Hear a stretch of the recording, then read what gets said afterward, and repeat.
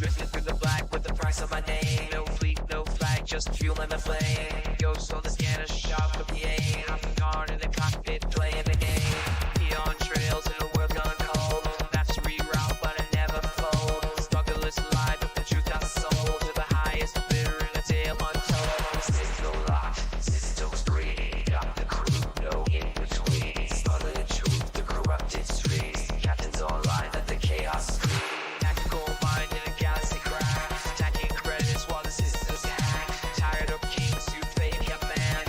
I fly solo when I've always land. Data breach, memory trace. Systems arrive, clear interface. One last job, one last deal. Wiping my tracks, no trace to reveal. Locked in drift past Pyro's flame. Eyes on the hall, no need for fame. Black box logs and a burning name. The little legend of who I became. The Star Trek slide of an instinct stopped. Maybe find a mark where the lights all stopped. No safe forms when you bend the law. But I am on talk, I just fade the law. Signal locked, systems free. Got the crew, no in between. Smuggling the truth, the corrupted streams. Captains online at the chaos screen.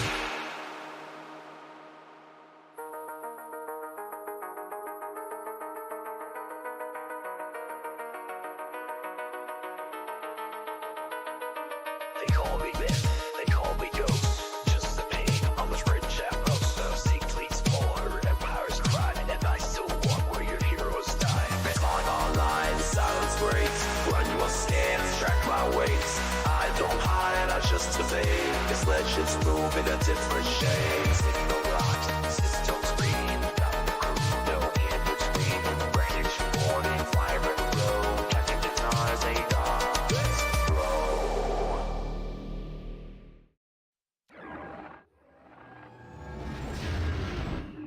Hello, ladies and gentlemen, Captain Katarn here. Welcome tonight to Star Citizen. I figured that I'd do some space combat. I really like the Guardian MX, and I need to feel more comfortable playing with it. So I think tonight we're going to do that. I am looking now to get the ship all set up and ready. I had to claim it because I think last time we used it, it got destroyed. Got 15 seconds on that. So I hope everybody's doing well tonight. We're gonna have a good time with this. Doing some space bounties, flying around, feeling pretty good about it. I'm actually considering. I think it works, so I think that maybe I'm gonna take my Polaris as like a. I want to test the ability to have like a home base, as it were, in space. Like move into a system with the Polaris, deploy the Guardian. You know. Are we blind? Deploy the garrison. Yeah, so let's do that. Oh, I have two Polaris apparently. I don't know why. Oh, probably maybe for the Perseus. Okay. Please visit us again. So let's skin it up because I do think I have a skin for it. So we'll need to get the Guardian out first and try to put it on the side so I can put it into the ship, I think. Question mark. Okay. All right, so let's pull the Guardian out. Welcome. This would be really cool if you could actually like click on here and get a few different ships put up on your hangar, especially on these extra large hangars that have plenty of space. I would really love to see that as a quality of life Vehicle select. upgrade. Stand by. Please visit.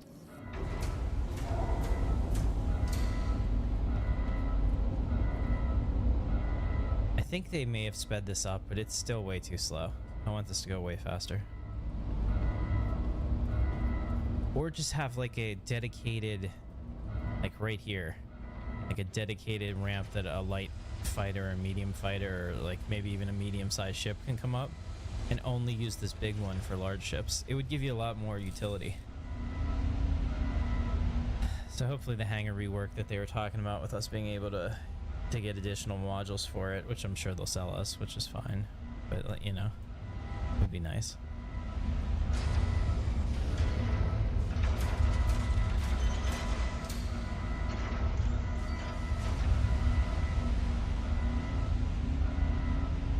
All right, so we'll put the Guardian over there. Yeah, I think that there's probably plenty of room for it. Fingers crossed. It looks like everything else that was in my hangar is... Oh, it's on the other side. Yeah, you can see over there my... I think that's my Scorpius? Yeah. Scorpius, and I have a few other ships over here. Saber Raven. Ursas. Very cool. Welcome, guys. Let's get this done. So I'm going to put the Guardian on the side if I can. The goal is that I want to be able to have my Polaris and then get my Guardian into it and use the Polaris as like a base. I like the idea of that game plan since they've made that a possibility in the latest patch with being able to fly to a ship. I want to see if I can do that.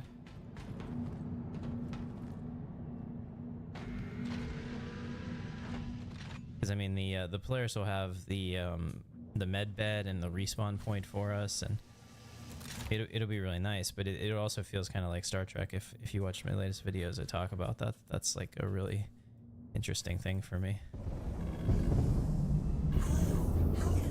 All right, let's see if we can put this over here off the grid. I don't know if it'll fit. I don't think I've tried one of these before. It's a lot bigger than the other Guardian. Basically have to get the vast majority of it in here like this. Okay, can we just, if we turn off the ship, I think we're okay here. Yeah, I mean, here, let's go back. We can just, I'm gonna keyboard and mouse this.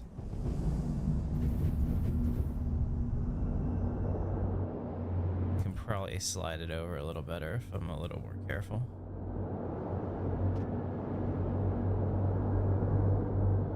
Alright, let's just make sure the landing gear is inside the yellow line. Alright, I think we're good there. Engines off. I'll be real excited when we don't have to try to do janky stuff to get multiple vehicles in here. How would you feel if Star Citizen was based in Star Trek or Star Wars? If it was based in Star Wars GoGo, I would give them the routing and account numbers for my bank, and we just go from there. Like seriously, Disney could print money if CIG gets this all together, which it's not an if, it's a when, right? It will happen eventually. If they license this tech to like Lucas Games, and they decided that they were going to take this and seriously put, like a Star Wars skin on it, and have their own development team making the content for it, since the base game is here. You just need your models and stuff. Oh my god, Vehicle retrieval system. I would have to find a way to become permanently disabled and be able to play this every day. All right, so the Guardian's here, so let's pull up the Polaris now. Your vehicle has been... Fingers crossed the Guardian doesn't despawn.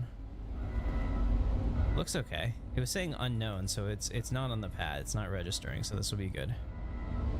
So then we'll put the Guardian inside the Polaris and use the Polaris to move from system to system as I do these bounties. It'll be kind of fun. It's like prototyping the gameplay that I want to have, and we'll see where it goes.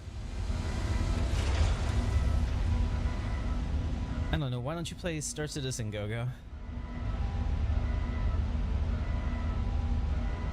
This is exactly the kind of game you'd love.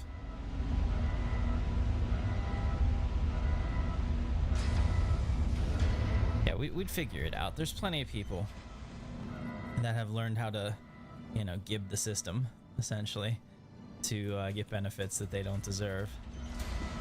And hell, none of them are for righteous causes, like, playing Star Citizen or playing a Star Wars game like this as like a lifestyle, so.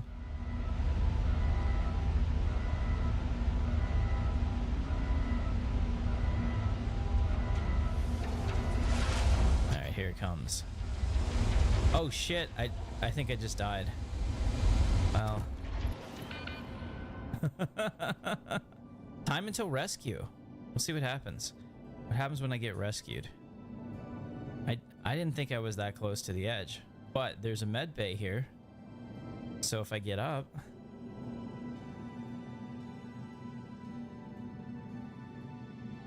Well, I mean, don't spend any money on it. It's pretty simple. Just get a Get a game package. I have an alt account, and literally the only thing it has on it is a game package and a starter ship. Ah, shit. Alright, well, we can run back there. Everything should hopefully still be there. Fingers crossed. Guys, I died because I was foolish. I was like one of those Instagram models that falls off the cliff trying to get that perfect selfie. That's what just happened, and I feel shame. Okay. Oh, wow. And now we're, okay. I was thinking that we were triggering the gladiator fly through the wheat field scene there for a second, but looks like everything is okay. And unfortunately, I probably... No, it's still there. Okay, maybe because it was an armistice zone. I forgot to take that out of my backpack. It's like a $19,000... Oh. Hi there, okay. Alright, we respawn again. We'll see if it happens another time. And another one. Elevators. So what we want. I do have to say that, like, with the regen crisis and all this, that their lore team is freaking fantastic, man. That is one thing that you need, like, you know, like Star Citizen, Star Trek, and all that. They have established lore.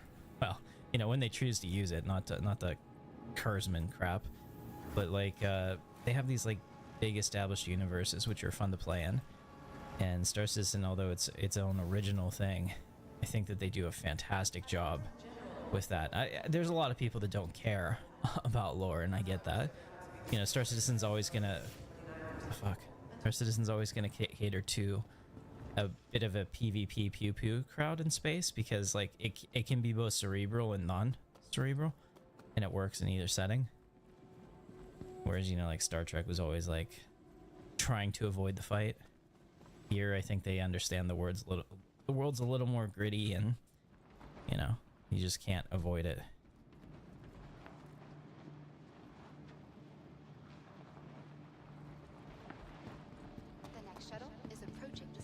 Do you think I should get this game? I think that if you are interested in this game, that a $45 game package is all you need to spend.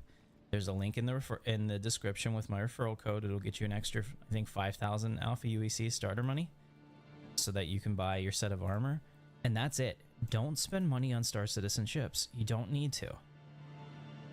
I think a lot of people are turned off by Star Citizen because they see that there are people that are out there spending, you know, $1,900 on a huge capital ship and thinking that that's the only way that you can play this game, and it's just not true. You know, like the ship that we're taking out there today is probably going to be, I don't know, like 4 million credits in the game, which sounds like a lot, but you can literally make that in a week. And they have a dedicated upgrade path. You can buy the ships in the game. There's actual fun gameplay here. I like to sit down on the shuttles. Let me just trying to see if maybe Chronic is in here. He's playing live too, but I don't run with that crowd. You kind of get to the point where you're just like not willing to take bullshit from certain people that just antagonize you constantly. The game is like any space IP. That's the thing about Star Citizen. I think that Star Citizen is very space IP agnostic, in that you can see any of the major space IPs. Mass Effect, you know, Star Wars, Star Trek, The Expanse, all that could be in this game. You know, you could skin it and it would still work because it has those major mechanics that make the game fun. And sure, I mean, we're waiting for more to come in, so if you do back it, you have to like do it with a you know, a patient eye, that it's going to be sometimes a frustrating experience. There are lots of bugs, but you'll never get another experience like this. Oh sure, you could play No Man's Sky and get procedurally generated planets and, you know, gameplay that's, what is it, as wide as a lake and as deep as a puddle. But like Star Citizen, that's the ocean, you know, in comparison. So it's the shuttle is preparing to it's quite a different thing. Like here, I mean, I'm running out here and I'm trying to take the can I interact with stuff in third person? I don't know if I've ever tried. No, guess not. I was hoping maybe I could push this button. Like, I don't really care for third person in this. In my opinion, third person is the screenshot simulator, since everything is, you know, look at things and click them. Yeah, I mean, if you want to try it, you should. I mean, there's free flies a few times a year. We just had one that for the last like 2 weeks you could play the game for free and try it. And like I said, the barrier to entry is less than, you know, I bet if you bought Star Wars Outlaws, you paid more money, you know. And this is one of those games that it's fun to play solo. Like, I'll go out there and play solo.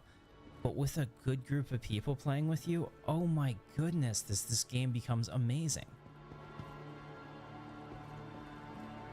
Are you gonna play the new Dune game coming out on June 10th?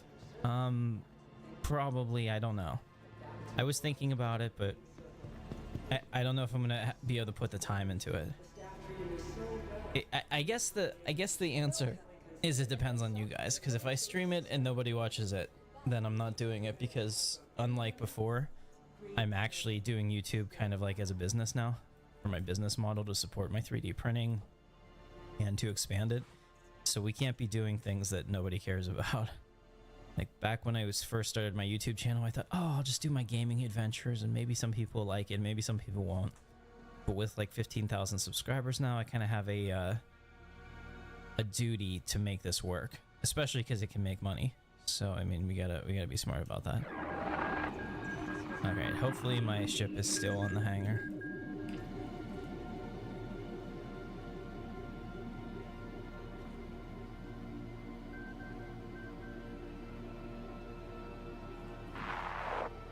I mean, that's not that much, Gogo.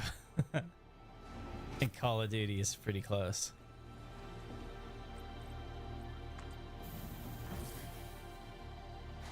When 1.0 comes out, I will have a dedicated SSD in my PC that is nothing but Star Citizen, giving it absolutely the best performance.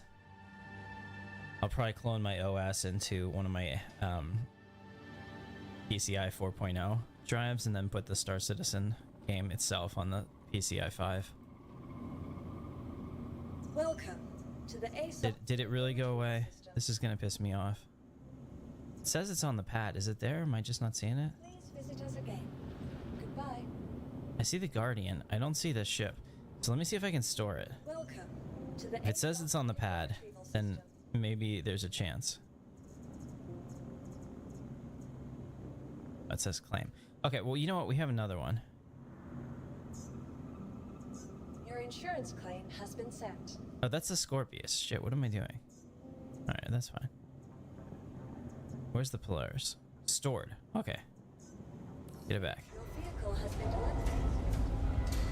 Alright, let's not fall in this time. Let's do it again, but this time without the oops. I'm gonna respect the ledge from a distance. Oh, who am I kidding? I'm gonna run around here. I can't sit still. What's up? Eddie Bot? Is that how you say that? Eddie Bot?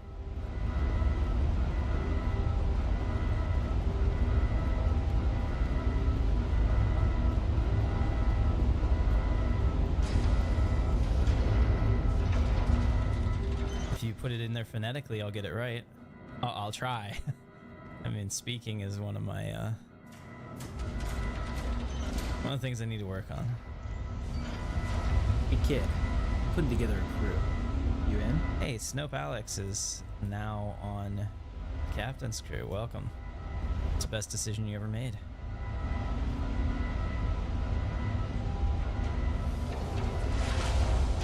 Alright, here it comes. This time we're not gonna fall in. Resist the gravitational pull of the center of the planet. You can do it. Use your leg muscles. I mean, it does look pretty cool with the blue. I wish it was blue and white, but blue and gold is a, you know, pretty nice choice as well. I don't know if this is new. I don't know if it said Polaris on it before in this livery, but I really do like that. You will eventually be able to have AI crew. Alright, so we're gonna do this the old-fashioned way. There should be a lower ramp thing here, right? Thought it was usually out here somewhere. Maybe they changed it. Ramp access. There it is. Like, we need to have an app on our Moby Glass that just allows us to interact with the ships just by like touching my wrist. I mean, I have a freaking key fob for my car, right? And you know, even now, like, modern cars just realize when you come up to them. But like, I would really like to see that. Those little quality of life things. All right, if we're gonna do this, we're gonna take an Ursa too. We're gonna have some fun here. We're gonna load up the Polaris. We're gonna put our fighter in the top, and we're gonna take it out, and we're gonna make it our mobile base of operations for today. Is there no Ursa right here? I swear I thought I had one.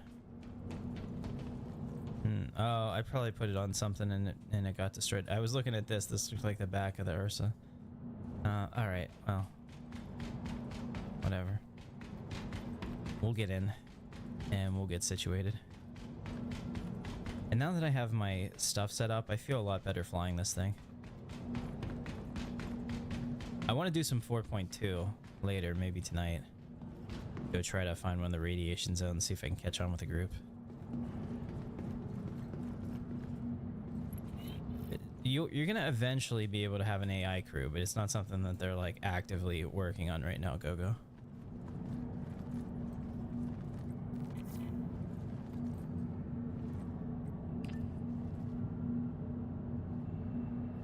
Oh, it's already here. Take me to the hangar. Captain on deck. Are we blind? Deploy the garrison. Alright, so the hangar doors got a pretty big buff, which is nice because they used to be like damaged as soon as they got shot, and that was really shit.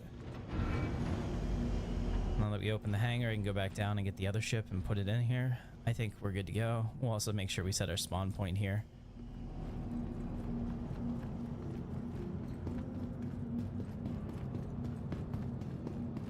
Now we have to be careful because I can't really dock anywhere. The security measures on this thing whenever it's docked to a station are like non-existent. So people like to jump in there to steal your shit. It's just dumb. I mean, it's not pirate gameplay, it's just being an ass.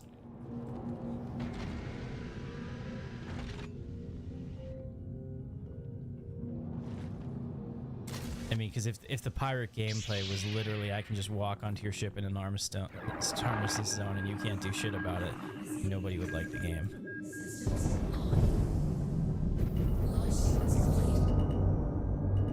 Alright, let's figure this out. Let's go third person, see where we are.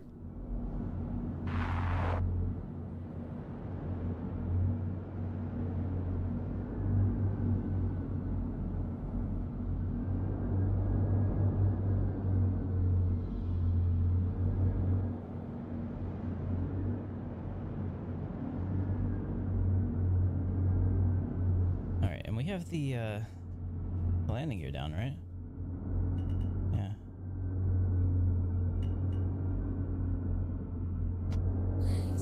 There we go. Alright, so we're in. And thruster off that. Turn off the power. Let's exit front.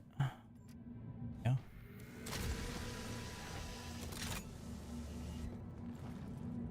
Yeah, the free flight is over. So if you do choose to play, you're gonna have to buy the game. But let's see, does it fit? This one is higher than the other one. I really hope it does. I know the other Guardian just fit. I mean, we'll see what happens. If it all blows up, I'm gonna be real sad. I do think it kind of like goes up in the middle, so there might be space.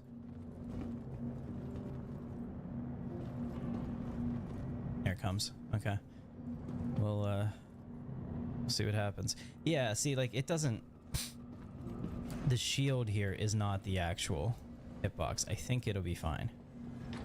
But fingers crossed. I mean, like, if we really wanted to Tetris this in here, I'm sure I could get, like, another ship. Oh, no. Oh no, it's not happy. It is really big. It's really big. Oh jeez. Really? I wanted this to work. I know that the old Guardian that I had worked fine. If this explodes when we take off, I mean, that's just life. I guess I could just leave it open.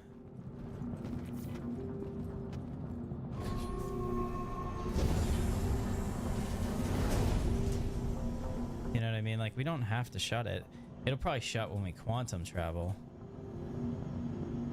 And then I'm sure my MX will just disappear and then I'll be sad. Alright.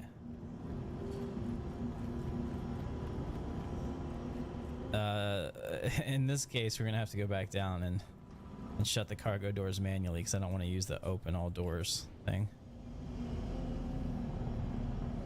Command. The ship has a soul. Yeah, this ship is pretty. I mean, it's pricey. If you buy it with real money, I don't. Like I said, don't recommend that. Get with an org. Enjoy the game. Eventually, you'll have enough money to do whatever you. Ah! Wow, I thought that was the end of me. I fell through the geometry. I mean, that's the thing. Star Citizen is it's buggy and it works, but there's always going to be something that they need to fix, and as they continue to build it out. Let me see. Did they fix the? Okay, so this is engineering. Warp 5 reactor. Anybody? Is this not like exactly Star Trek Enterprise or what? Supposedly they made a change to where the torpedoes are, or it's going to be in 4.2. I can't remember which, so I'm looking. Because right now it didn't make sense to me that the torpedo, like it would be fine if you had people down here like as maintenance crew. But yeah, the torpedo console's still right here. I think this is supposed to be moved to the bridge. It just makes more sense that the captain or whoever it is coordinating with the bridge crew to fire the weapons. It's not like, they're asking Geordie LaForge to, fire torpedoes. Worf was right behind the captain. So that kind of makes sense. You want your security stations to be there. Okay.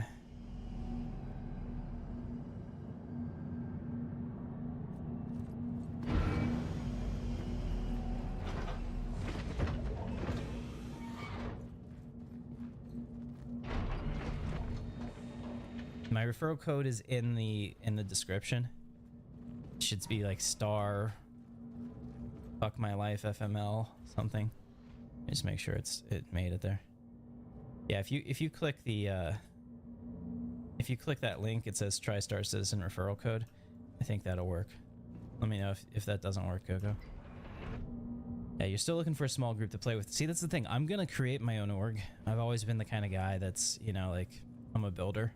In all the games, I've always been the one to build the org, been the one that had to be responsible for that shit.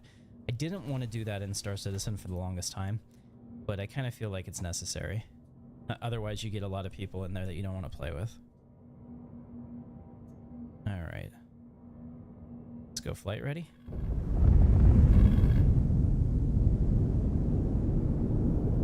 System check. Hangar request completed.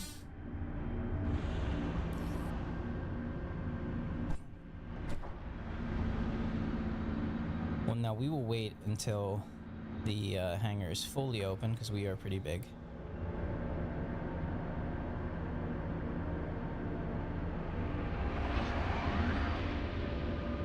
Take off. All right. Landing gear up.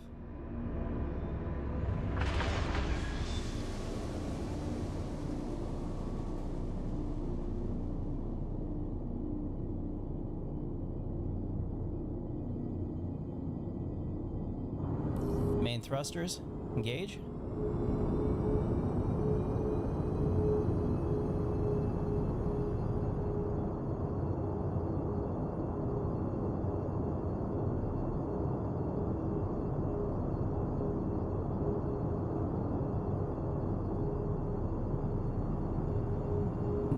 Yeah, I get that. Like, essentially, I think that Nova is like the org that I'm most likely wanting to base myself off of. Like, if you've seen any of my Star Citizen videos, recently I started using Captain Katarn Intrepid Galactic Enterprises. Intrepid Galactic Enterprises is going to be the name of the guild, okay? And it's basically going to be 5-prong. Give me a second while we're trying to boost out of here. I don't want to... Here, first, let me give you a pretty cool view as we do this while I'm looking through stuff. So we can see... Oh, it did shut. I don't know if the... I hope the ship didn't explode. And I wonder if it'll still be there if I quantum travel. It may not be. And then maybe this isn't going to work. Or I'll just have to take like the Scorpius or something that is 100% known to fit. Okay, but this is where I am. You can see how small I am compared to this ship. This ship is amazing. Yes, the Idris is even bigger. And I think maybe I even get to... I should check. I might even be able to spawn it now. Because I know that subscribers got it. And...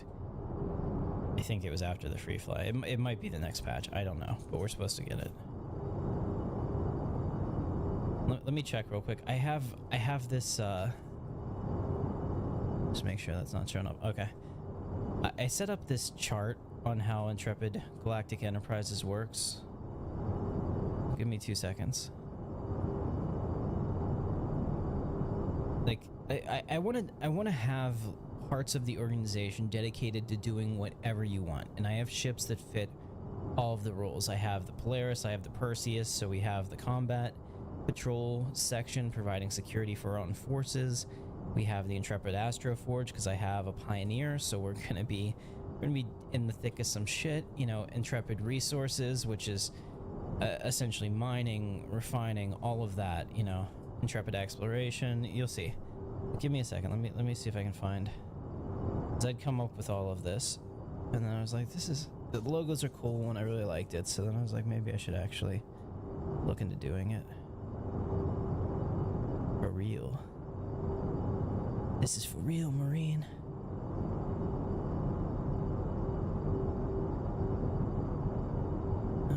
I think it's under Astro Adventurer. I was working on that channel.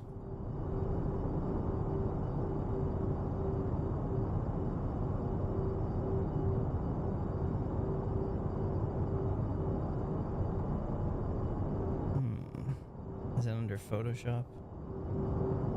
PSD templates, here we go.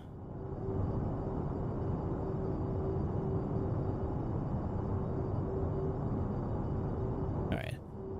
We'll switch over to show you this real quick in a second.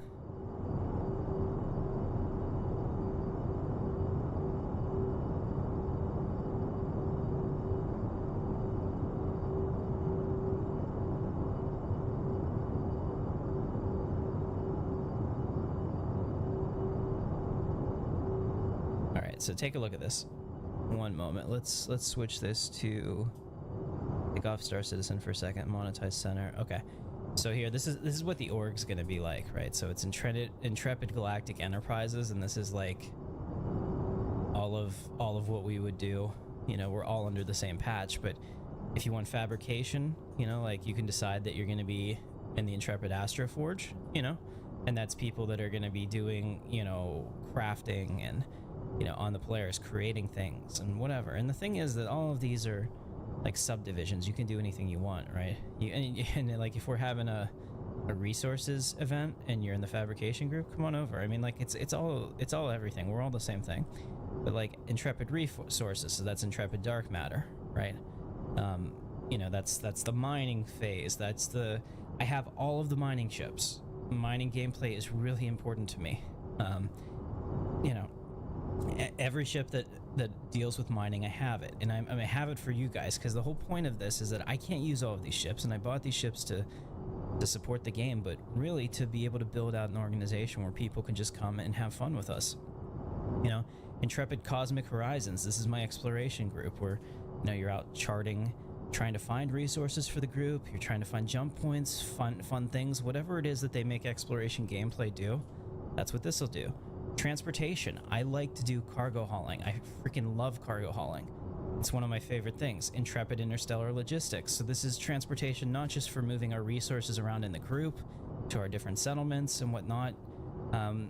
who knows like what could happen there. You know, I've got a lot of cargo ships. I'm sure other people have cargo ships. I've got ironclads. You know, I've got hull C's. I think I have a hull D. You know, that could all be part of it. We could be hired out to other people. We could do NPC contracts. We could help inter guild logistics. And then here, Intrepid Space Command, and that's the security division, right? It's kind of like a little bit of a modern take on a Star Trek logo. I fucking love that logo.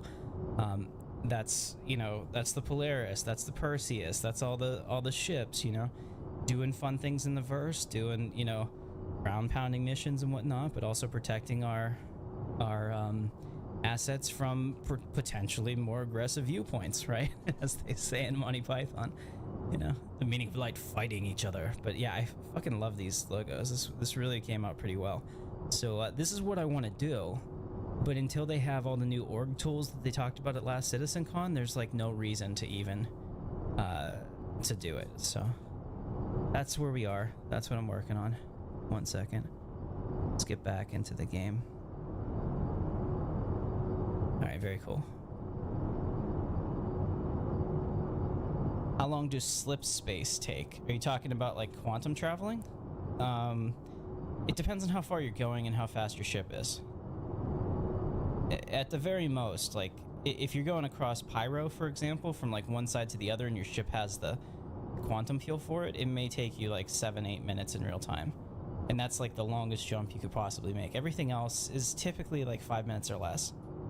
But that'll change whenever... So like when they put in Pyro, initially, if you were part of like the PTU and all of that, ships had way less gas because they want refueling to be a thing. They want players to be able to buy a ship and use that to refuel people that can't make long jumps between stations or whatever.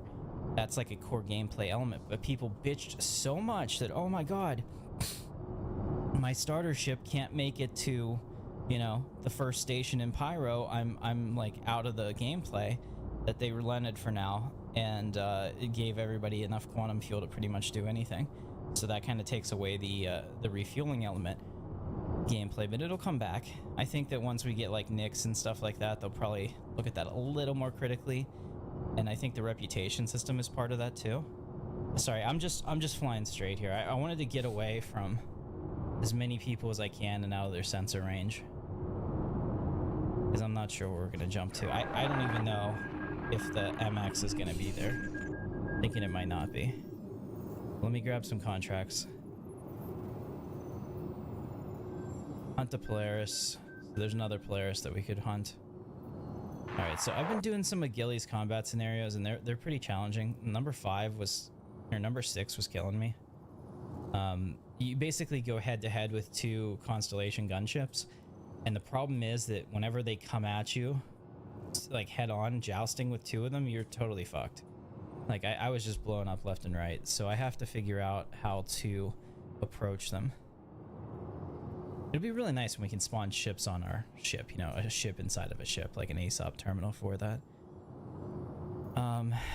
Let's start with scenario 1. We'll accept that. We'll just go through up to 6 so that I can start getting some of this. What I'm gonna do is I'm gonna go to the asteroids, but I'm going to end the quantum once we get halfway, so that my ship is like a mobile base inside the Crusader system, but not discoverable by pirates, so I can leave this alone and I can know that nobody's gonna come on here and steal my ship. So let's go ahead and go to navigation mode. I do love the visualization of where my ship is gonna be in the future. I think that's pretty cool. Quantum drive is now on. Quantum drive. Okay, that's far enough. Let's take a look at the map. Okay, so we are, if you take a look at this, still trying to zoom out, here we go. Yeah, so we're like away from the station. Nobody could find us unless they had our exact, you know, location, which they wouldn't. So now we can go all stop on the ship, and I can go check the hangar. I want to make sure this thing stops before I get out, because I wonder if it's gonna like dead hand itself. and just continue on this path.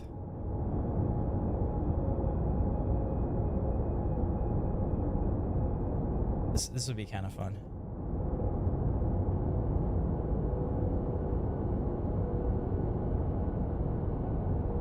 Yeah, maybe I'm a dreamer.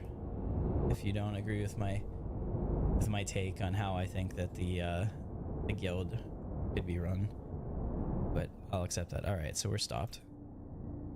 Oh, let's turn off the thrusters too. Engines are off. Shit. Let's not go into a death roll. There we go. Engines are off. I forgot that when I moved my mouse there, when I got up, it started me moving. But here we are. So this is actually pretty. So you can see the planet in the background. This is gorgeous. Okay. It says it's still there. Look at that. The ship is still there. I wonder how damaged it is. I hope it's not one of those things that it says it's still there and it's really not.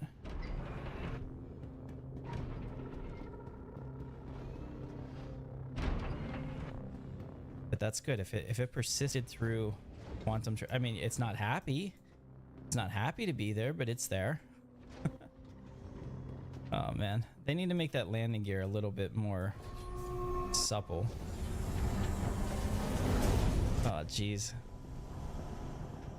I should probably like run over here and hide. Ah! In case it explodes up there or something.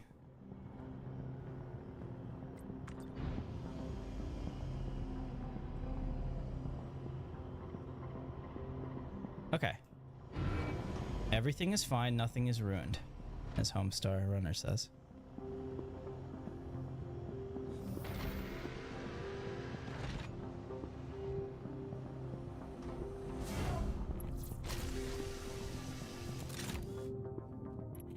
Yeah, go. So you'll have a choice between like the Aurora or the Mustang for the cheapest package.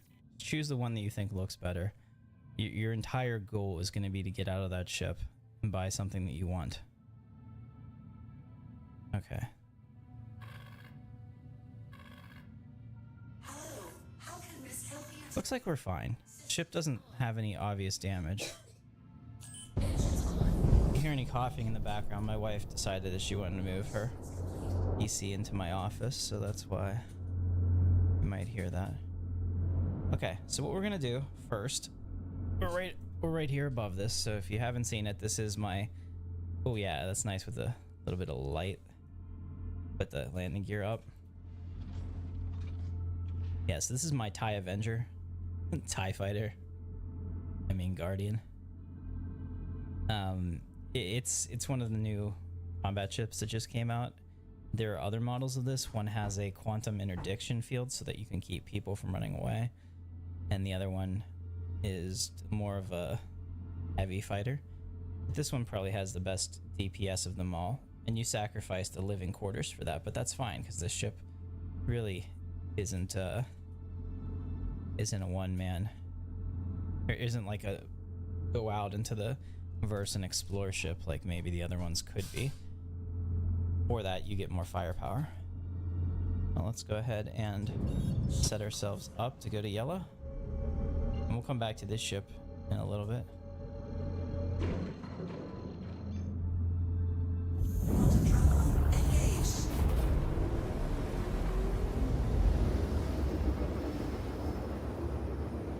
Alright, I do believe you can see this. There's like armoring there, so what I'm looking at is screens projecting what's going on outside. It's pretty neat. Where are we trying to go? Right here.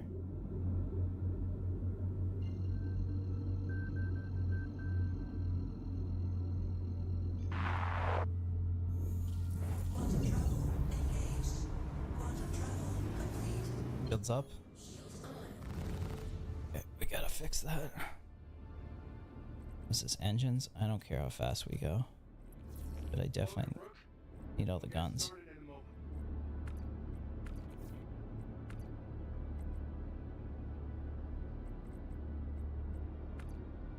What, so it can only do one or the other? There we go. That looks better. Looks like you got inbound. Weapons free. Okay. Box 3? Nah, just kidding. Alright, I can't really tell what this guy is, so let me fix this to target status. Not that worried about him hitting me. Okay. Misk Prospector, maybe?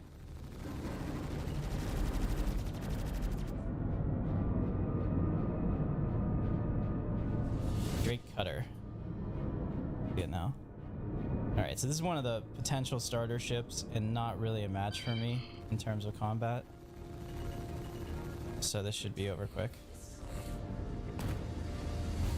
Cleared that wave. I've signaled the next.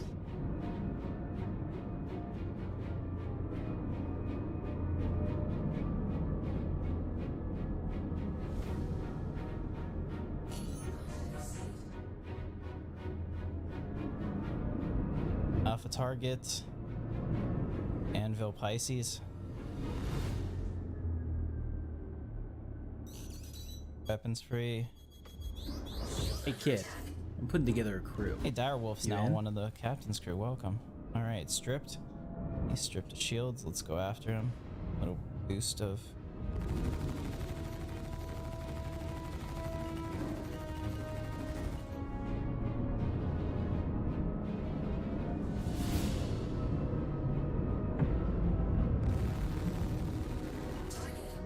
Splash. What else you got for me, Gilly? Here comes the next. Alright, let's do this.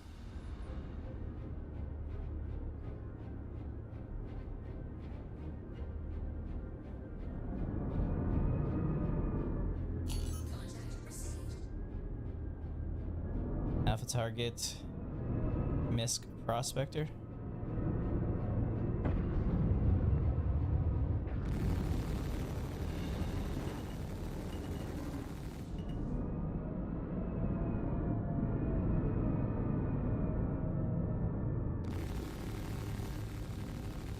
These things take a beating. They have 0 offensive capability, so it could never beat me in a fight, but it's annoying. It'll take a while to kill. There we go. Breathwork. You pulled it off. Another lesson learned. Only soft death. Showers. Celebrate. And I'll see you when you're ready for the next one. Sorry, man, but we don't accept soft death kills here. There you go. Gotta blow the reactor.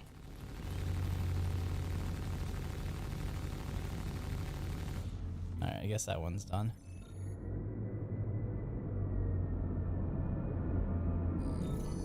Alright, next.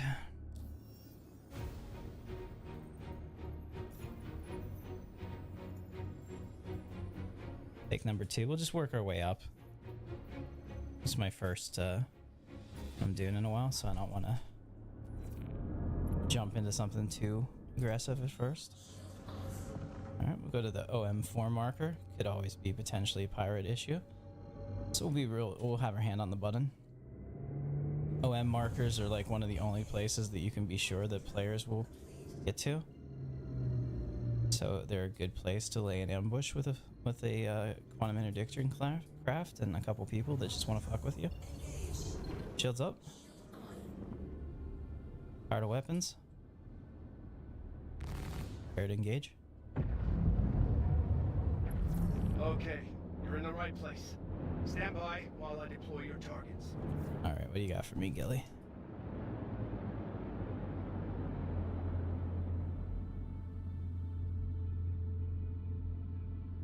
Contact, contact. Ready up. Alright.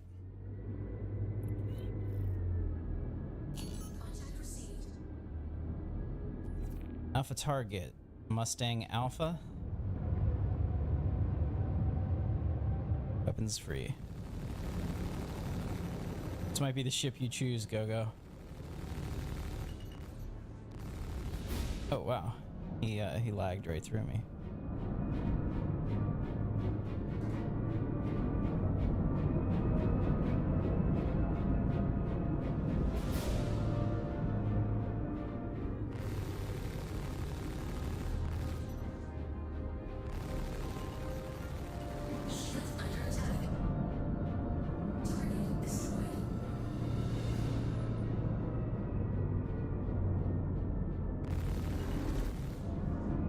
Target second alpha second Mustang.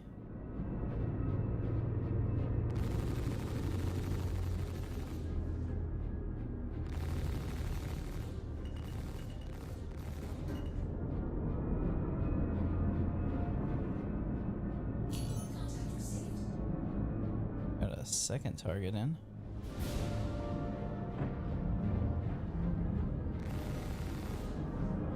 See, he's way more maneuverable than I am. But if I get him into the shields, he's dead. Or if I get him into my gun range, that's bad for him. What else we got? Alright, we got an anvil arrow. Now this thing is a light fighter, but incredibly maneuverable. In the hands of a skilled PvP pilot, these ships are absolutely deadly. They'll get on your ass and they will never come off. In PvE, it's less dangerous, but that's only probably because we're going against these type of guys. You impressed the other pilots out there today. I'll see you when you're ready to continue your training. All right, we'll try some more.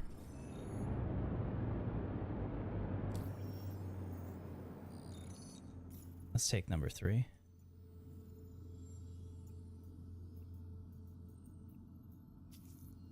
It's a nice quick way to make money too. Like those 2 missions, you can probably do in a starter ship. You'll just have to be careful. Scenario 3, I think you could also do in a starter ship. I think this is scanning stuff, if I remember correctly. Go to OM4 again.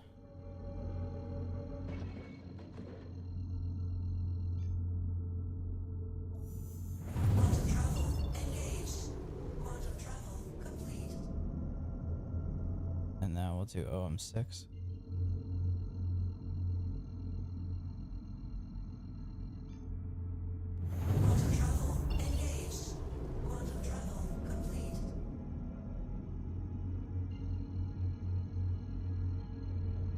And you go to any planet, yep. Anything that you can see. Go down on the surface. There's outposts. There'll be a lot more in the future. What they're planning to do is amazing. Because one of the criticisms of the game, and rightly so, is that, like, what's the point of having these huge planets that you can explore if they're empty? I'll notify the other pilots and we can begin. Alright, what are we doing this time?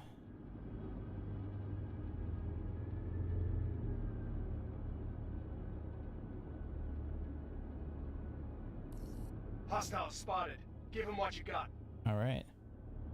I think this time we have to look at our targets, because there's going to be some targets that are low priority, but this Hornet, for example, is the first really difficult fighter that could potentially hurt me.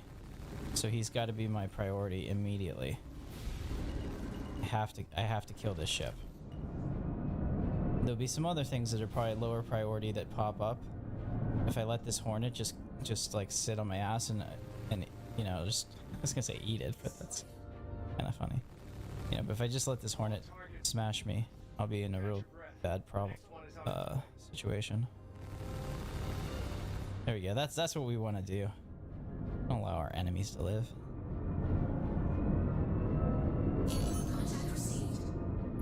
Alright. Alpha target, Anvil Hornet, NP. Clear to engage.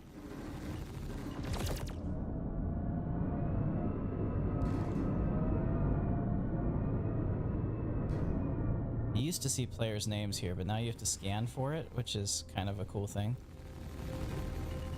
Nice little mini game that they're trying. Ooh! Got him. Next. Primary target. Miss Prospector. Oh shit, he rammed me. Son of a bitch. Alright. Alright, well, you know what? We're gonna take the Scorpius now, because we've done some combat with the MX. Now we're gonna take the Scorpius. So we did the TIE Fighter, and now we're gonna do the X-Wing. Yeah. If you die, you know, like it hurts. ship ramming isn't thankfully a thing as much anymore with bigger ships. Like for example, if I take my Polaris out and you run your Aurora into it, you're not going to hurt me, but you are going to explode.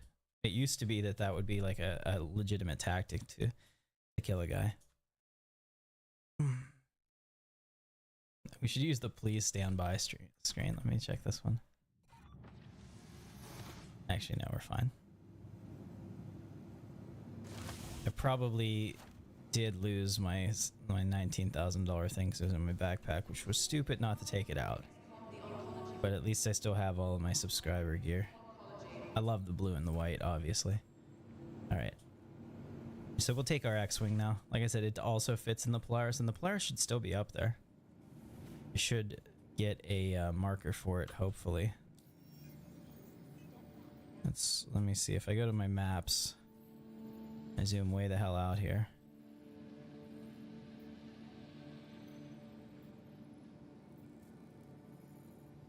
Where is my Polaris? Why is it not showing?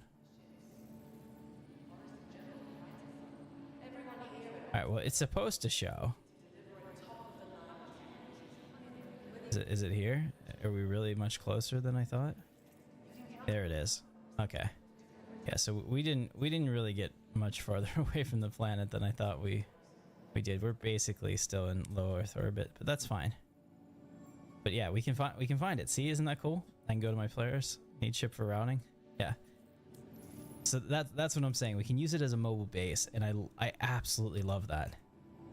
In fact, I think what I'll do.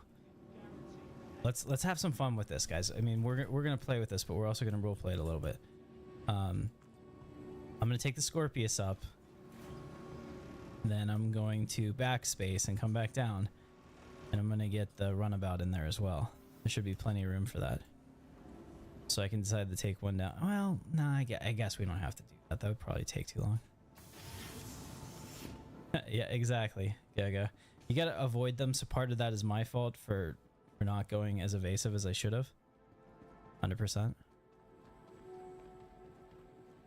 But this will be good because this ship 100% fits in the Polaris, so we won't see any jank with it jumping around. And in fact, with a little bit of creative Tetris, you can get two RSI Scorpiuses in the Polaris. But you'll never ever get them out without everybody exploding while it's moving. So there's that. We just missed the bus. 29 seconds.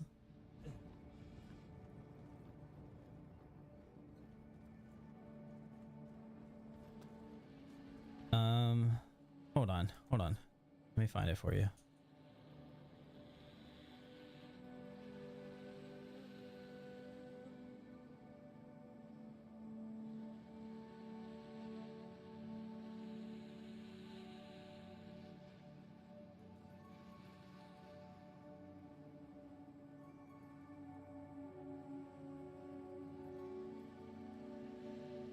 Here, go. This is what you want. $45 starter pack. Unless you want a specific ship to start with, and some of those are going to be more expensive. Completely unnecessary. This link here is the starter pack. It's the Mustang. I think the Mustang looks better, but it's up to you. If you want the Aurora, there's an Aurora as well. To me, it's the Space Cockroach, but you know, cockroaches live forever, but not the Aurora. You know, it was always the saying of Test Squadron, which is like the biggest squadron in the verse, that their Auroras will blot out the sun, since they all had like mostly just game packages, you know. And it would be terrifying to see a swarm of those ships coming at you. Last call for passengers. The shuttle is preparing to depart. Yeah, so essentially what you get for that is you get the game. Please clear You get a little bit of starting stuff, and then one... Hold on a second. That's so annoying. Yeah, so like you get the game, you get that starter ship, and then you're good to go. And you can just rent other ships in the game with your money that you make in the game, or you can buy them outright. So don't do anything other than the starter ship. Now, if you like really like the look of the Avenger Titan, and and you want to spend a couple extra dollars to get that one, that's fine. You know, that's up to you. That's a personal choice. I love the Intrepid. The Intrepid isn't the best fighter in the starter category, but it, to me, I like the styling of it. It's a ship that I'd actually want to live in.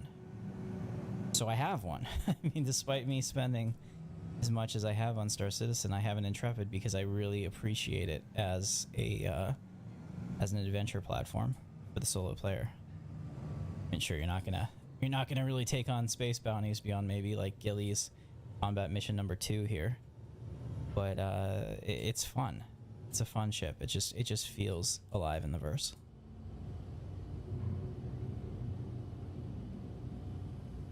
The next shuttle is approaching the station. Approaching next station. The next shuttle, if this is your stop station. Yes, you can buy ships outright in the game with in-game money. Anything that you purchase with real money is always on your account. So that's one of the things that's how that works. Like, The shuttle no is matter what. But if there's a wipe, since we're still in alpha, any of the in-game money ships that you purchased will be gone, and so will all of your alpha UEC, and you get to start over. It's not a big deal. Just consider that, like, whenever we're playing in the moment right now, because this isn't like in a release state, right? It's not an MMO. Now, they went years last time between the last wipe, and they might have to wipe again if they add in a new database, or I don't know, maybe even a new star system might require that if there's changes to how they have to set up their database tables. But for right now, I don't expect anything. I mean, you can see that, like, I haven't been playing that much, and I've been pretty aggressively spending money, and I have not been running or mission focused. And I made 4 million credits like in the first couple days of 4.0 being out in December last year. And I'm still coasting on that because I refuse to like min-max to play this. I play it for fun. This is an alpha, Gogo. If you don't want to play and test a game that's like in progress, then this is definitely not going to be the one that you want to choose. To the ASOP vehicle. But the wipes literally were years between wipes last time. The last wipe was for 4.0, and we haven't wiped since. So that was December. And I don't expect that they'll have any more for a while. Unless there's a system that comes in. Like I said, the only reason that they wipe is for database integrity. Right? Because everything's in a test phase right now, so none of this really matters. For like long term. Alright, let's get my Scorpius out.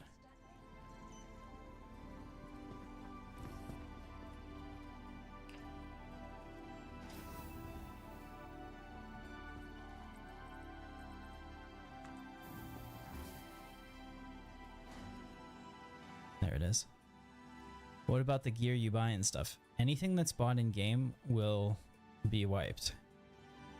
The only thing that stays are the things that you buy with real money. But like, you should always get the gear in game. It costs practically nothing in game. Like, it's very trivial. And I will, if you do come play with me, Gogo, that's fine. I'll help you get set up. It doesn't take long. Like I said, this game is best with other people. So here is my RSI Scorpius. This is an X-Wing to some, a Star Fury to others. And I did get the missile turret for it to make it a little more useful. So you can see we've got missiles out the ass. And I do have a flight blade on here, which doesn't actually really do anything. People were freaking out about nothing. It's still kind of a pain in the ass because like it doesn't work right, in my opinion. Just even getting in the damn pilot seat is so buggy. Like here. There we go. Alright, now we're going. Like getting out is delayed, getting in is delayed. But it is a fun ship.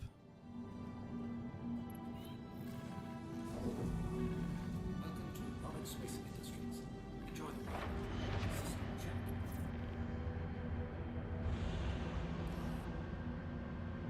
Take off.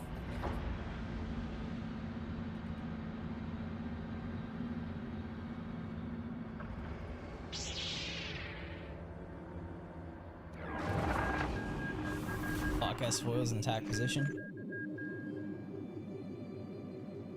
Alright, so you can see this is, like I said, this is Star Fury, X-Wing, it's all of that. If you're a Babylon 5 fan, you know, the profile of it from the back looks like an X-Wing, but from the side it's a Star Fury, and from the front it's whatever you want it to be, you know?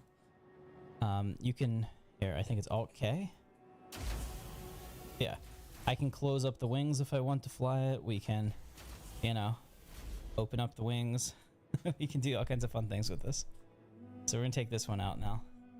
Go do Gilly's next mission. I think I failed it though. Let's see if it's still up here.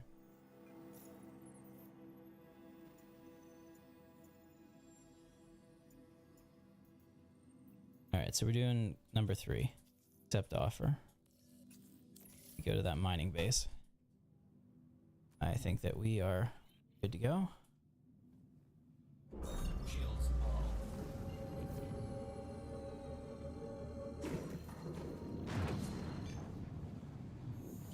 Auto drive is now on.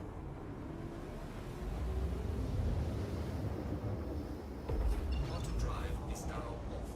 Yeah, it's one of those things that, like, the progression should excite you. If you don't want to spend real money on ships, and like I said, I don't recommend that anyway. We can start the lesson.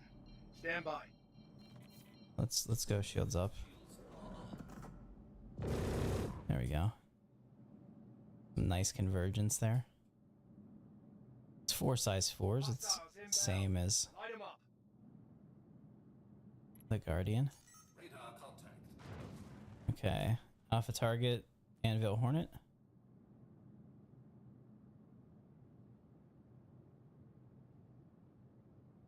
Engage. Shields damaged.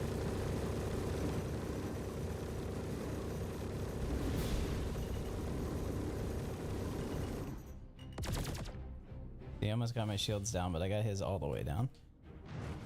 We gotta be careful here. I don't want to drift into an asteroid. That's actually way more dangerous than these ships are to me.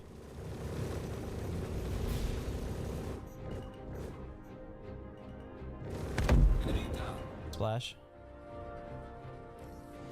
All clear. Stand by for the next wave. It's gonna be even tougher.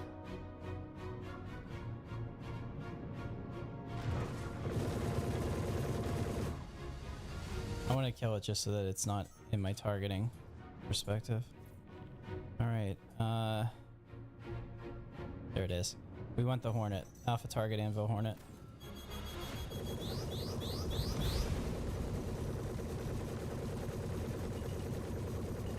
Shields damaged. Yeah, his nose is pretty much dead. His missile did hurt me a little bit. I thought I put out a decoy, but I guess I didn't get the right one. Enemy down. Whew. Alright, Alpha target. This Prospector.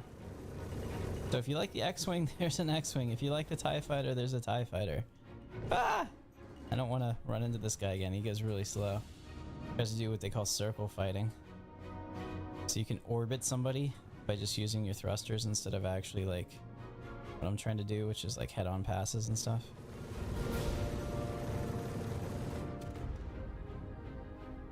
We just got something off his ship, maybe an engine. Be a little bit easier now. He is stripped. Trying to boost over here so that I can turn into him and go straighten out the ship. Shields damaged.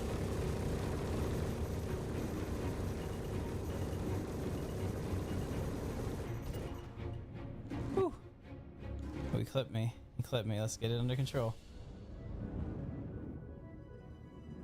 I have to remember my wings stick out a hell of a lot more than I think. Thankfully I didn't lose a weapon. Enemy down. Yeah, like I said, these take a lot of hits. Ah! Alright, we're dead. I like running into stuff apparently. My ship is literally dead. Might not be though. Let's see if I can get it back. No, we're done.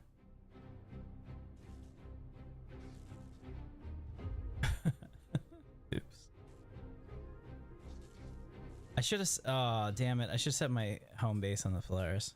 That's okay. Let's try the ejection seat. It works. And now I'm in a death spiral.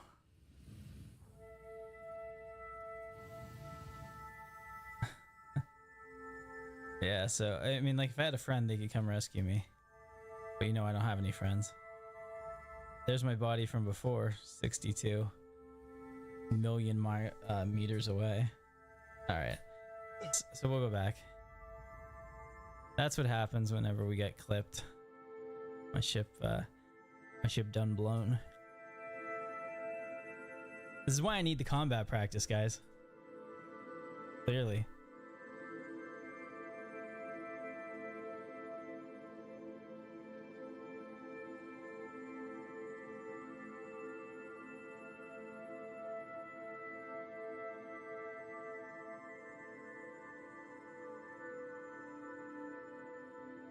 Yeah, go. If you decide to get the game, like I said, get one of the base packages that you like, and I'll come help you.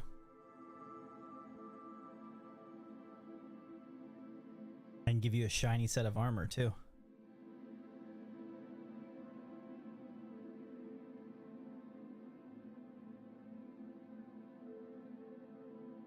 But I think the biggest thing with Star Citizen is you should never be jealous of what somebody else has in real life, or in the game, just like in real life. Like, there are going to be people with Ferraris in real life, and there'll be people that own capital ships in this game. And it's not a reflection on you or anything like that. It's just that, you know, this is what they choose to spend their money on. Some people play golf. Some people buy giant spaceships. It's just how it works. You know, when I used to play hockey when I was in high school, it cost $3,000 every year for me to play hockey. School doesn't subsidize that, you know. So that was a tough thing. My mom always, you know, was good for it.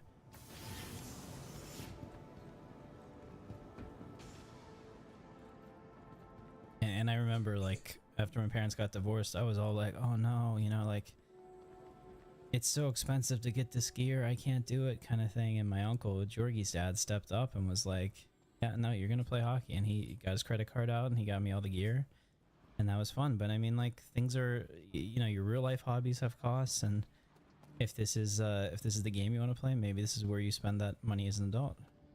Or you can use the progression game and just you know, come in here, and maybe we'll do that. Maybe we'll do a 0 to hero run in 4.2 when it comes out on my old account.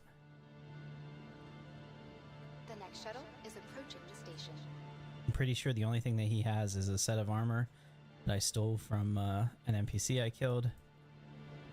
Yeah, I mean, here you can see it's another player. Last call for passengers. The shuttle is preparing to depart.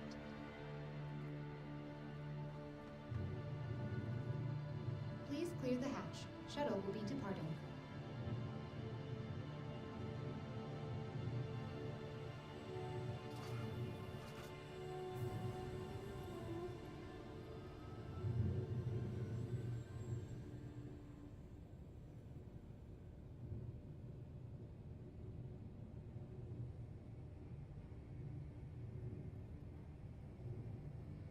Alright, so let's try it again, this time without the oops.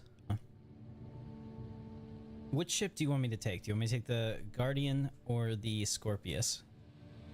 X-Wing or TIE Fighter, I guess, is the real question.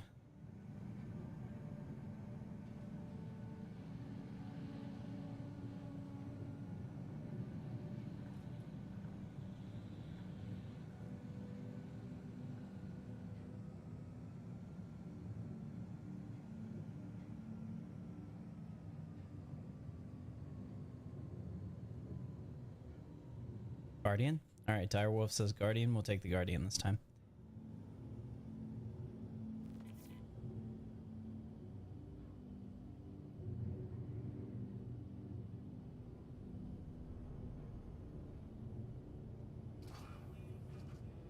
Yeah, so the thing was that I found in my own fleet, like ships I had bought, that I had all these fighters, right? And I was like, that doesn't work for me. Why would I want to have 7 fighters in my fleet? That's stupid. I can only fly 1, you know? And whichever one I choose to be my standard fighter, I want to be so good with that ship that I want it to be, you know, like my main fighting ship. So I got rid of practically everything else that I had. And now I just use the Guardian. And or the Guardian and the Scorpius, and I'm pretty happy with that.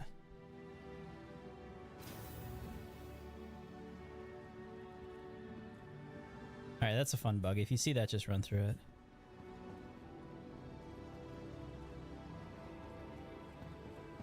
Alright, so we're gonna take that Guardian. So here, Gogo, this is the other thing you can do. In game, it can take like, it can cost up to like 3 million credits to buy some of these ships. So you can come here to these rental kiosks, right? And you can say, okay, so I have this Aurora. Maybe you chose the Aurora as your starting ship, but you want to, you want to get a ground vehicle, right? Well, you can rent one for 1 day for 8,000 credits. Not a big deal, but you can buy one of these for 100,000 credits outright, and then you have it. So you might choose to do that, and you have to go to a ship vendor like Lorville, Hurston, Lorville, the city there. You can buy them. I think you can also buy some of this stuff from the Crusader showroom. It's back where we were. But let's say that you decide that you want to try some mining, but you don't want to you don't want to do anything to purchase it outright. So maybe you come in here and you say, okay, you know, like assume it's here, like a gray cat mining vehicle, and you're gonna rent that for a day, right? Plus whatever, however many credits, and then you can use those. You can use the ship that you don't own that you're just renting to make the credits to buy either like one of these ships outright or something else. So there's lots of ways in the game to make money, even if you don't have a ship like this. Avenger Titan, for example, is one of the starter ships. It's one of the more expensive ones. It's kind of like a premium starter ship. It's got a huge nose turret, a couple side turrets. It can hold a lot more cargo than most of them, so it can be a solid. And you can see that it's not loading all the extras when we look at this. But it can be a solid starting ship if you like the space shuttle. Man, this will get you hard, you know. But like you have different options, right? The Cutter is another starter ship that some people absolutely love. You know, I had done a review on my Astro Adventurer channel on this about how it's like that dependable camper you can take anywhere, and sure, you could grow out of it, but a lot of people just love it. Yeah. Yep. Even when wipes happen, you lose your credits too. But literally, it's happened like once in the last 2 years, so it's not something you have to worry about. It's only if they need to make a change to the database, because we are playing an alpha. So if there's an alpha, if there's a Star Citizen 5.0 before we go to release, then that would probably be another place where we might wipe. But I wouldn't worry about that. Like, don't play the game right now as like I'm on the treadmill of, you know, upgrading or whatever. Play the game as like I play it for the moment for what it is. So we'll get our... Your insurance claim has been sent. Alright. So we're gonna get our expedited fee on this. This one. I'll claim on our Scorpius too, so that we can jump back into that one if we end up dying. Thank you to the ASOP vehicle. Alright, now we can go back to my hangar. By the time we get there, Guardian will probably be ready to call. Nice. Okay. Yeah. I mean, I don't know if I'm gonna play Dune. Dune is definitely a game that you need to have a solid group to play. I don't think it's gonna be solo player friendly, if that makes sense. And I don't have the time between my work schedule and trying to make the channel happen and making my Star Citizen videos and everything else that I do to be a good group member to somebody else. I would be 100% a leech, and I wouldn't be comfortable with that. If that makes sense.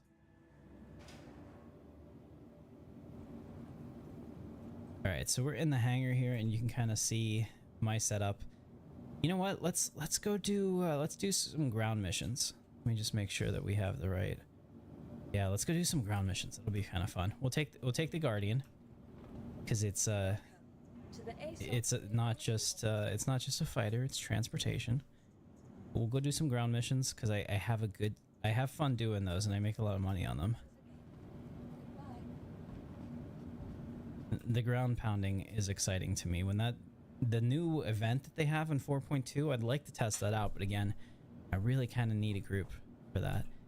Welcome to the ASOP. So it'd be cool once we get more of the captain's crew hooked up in here to be able to do that kind of stuff, because like Chronic isn't always available. He doesn't want to do PTU, which is annoying as shit. You know. Let's see, where is it? Here it is. Your vehicle has been delivered. Yeah, so we'll go do a ground pound vehicle. Or mission. Mercenary, what do we got? Provide backup. Those are the best ones. Security post Kriska on Selen. Perfect. I'm gonna stay the hell away from this edge. We've had a lot of unfortunate things happen today, but I do love these events. There's some really cool stuff coming in 4.2. I mean, the storms themselves, like if they just added that, I'd be happy as hell. It's one of those things. I want to make a video comparing Star Citizen to Stars Reach. I don't know if you guys even know what Stars Reach is, but like Stars Reach is a game by the guy who did Star Wars Galaxies that is supposed to be like this amazing universe simulator where they're simulating down to the meter, like humidity levels and temperature and all this stuff, and that's all really cool. And then they put it into a skin that is just like the most child mobile like thing ever, like Fortnite meets, I don't know, Saturday morning cartoon, and it just rings hollow.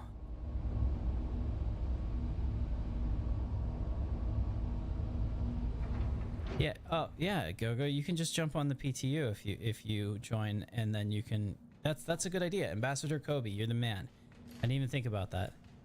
It's open to all backers right now. So if you get the game and download the PTU, so when you get into the game launcher, it'll say Test Universe, and you use that, and you can try all the ships, figure out what you want, and then you'll have a clear goal when you play. Great idea.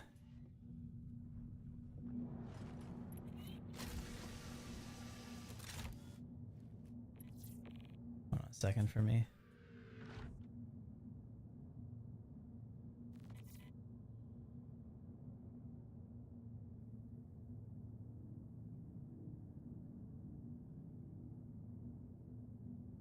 All right. Let's go. I don't usually do this, so let's see if we can.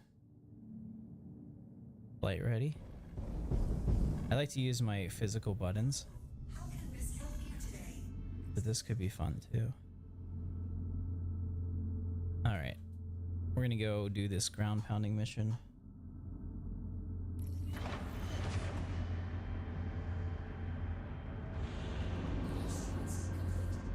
I need gear up.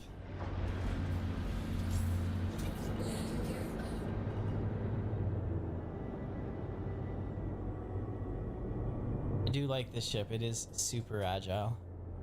Why does the planet keep rolling around on me? Am I rolling or is it rolling? I'm rolling. Like here, like I'm not doing that. Are we just having a problem that it's like auto rotating? Like this is me doing that. Why are the numbers spinning? There we go. Yeah, it's a pretty fun thing.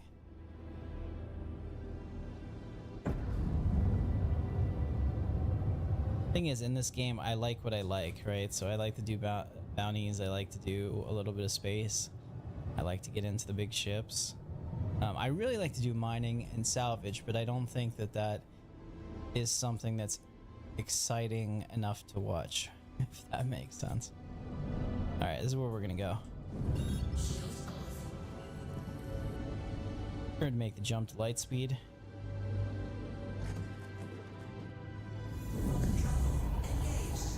is a bug that it like locks down and you don't see anything when you're gonna quantum.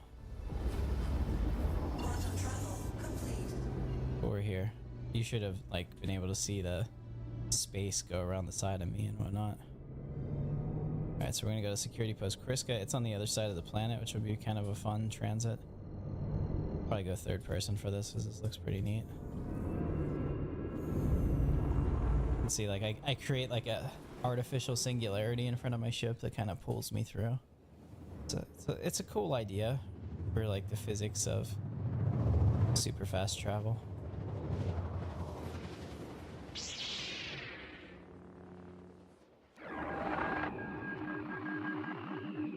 Okay.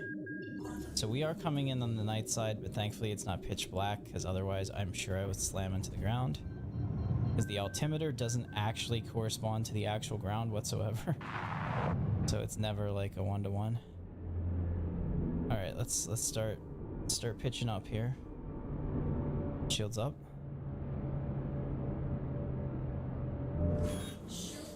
There we go.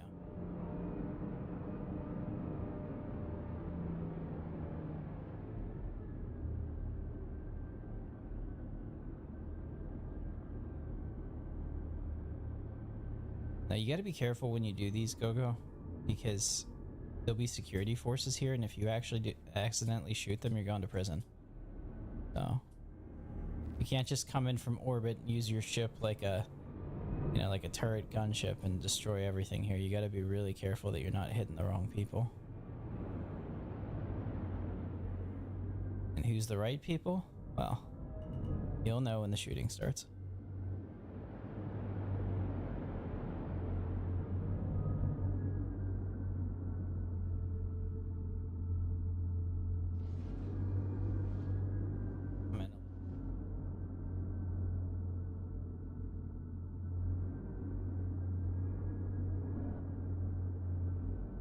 Nice. Trademark Tarn landing there.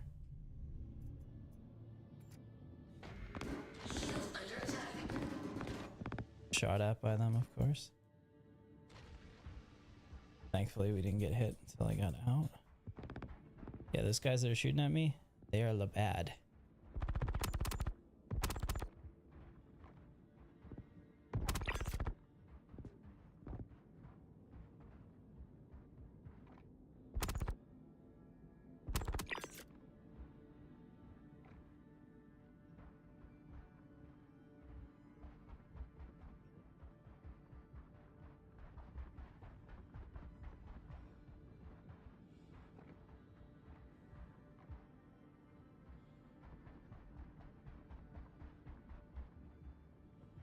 I think we're clear out here, but I just want to be careful.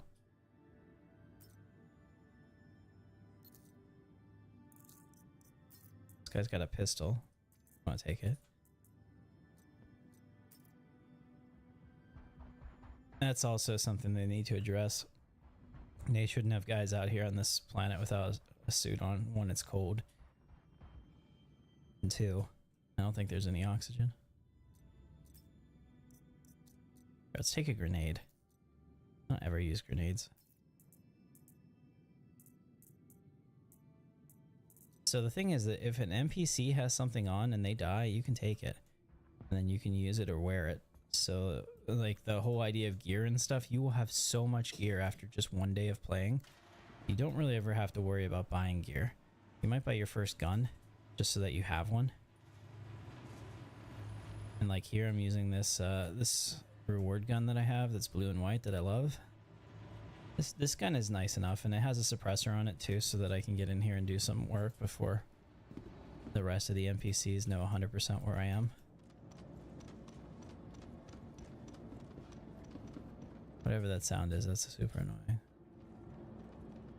Okay, so we can see here that the guy with the green arrow, that's a security forces dude. I don't want to shoot him. We can see here the security forces guys died.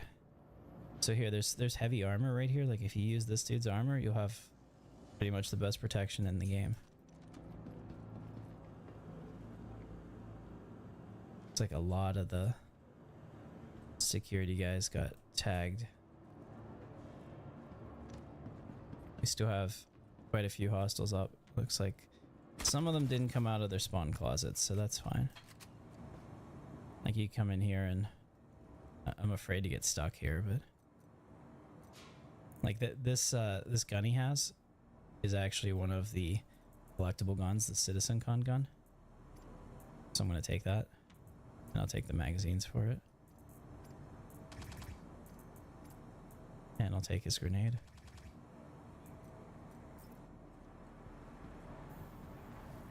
You gotta be careful because once you come out of there, it's gonna get locked. Let me see. These guys might be bugged and stuck in here. Yeah. Oh shit! No, that dude's definitely not. That shot me pretty good. Yeah, see, like this guy didn't have the reward gun that that other guy had. And this is one of the security forces again. You can see they have the nice Crusader look. In fact, if you look at me real quick, my undersuit is a Crusader suit because it's blue and white and I love the way it looks. So I took that off an NPC that died. And here's one of the other bad guys that was trying to mess with me. He's got a Karna rifle, which is one of my favorites. I think I'm gonna try to grab it, put it in my backpack.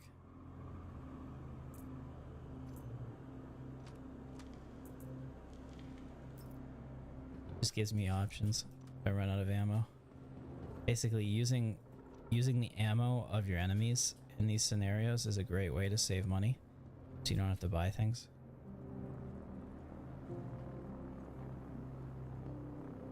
Let's see, there's one dead here.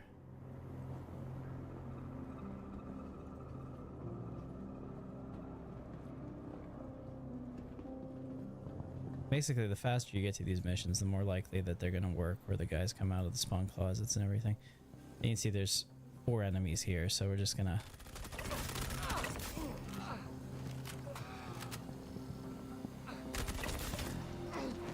There we go. Now these guys have this sniper rifle.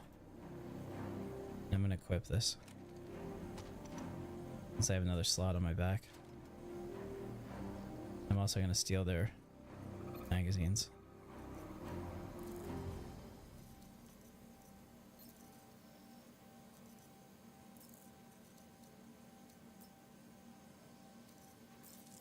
There we go. That way, see, now I don't have to buy any scalpel sniper.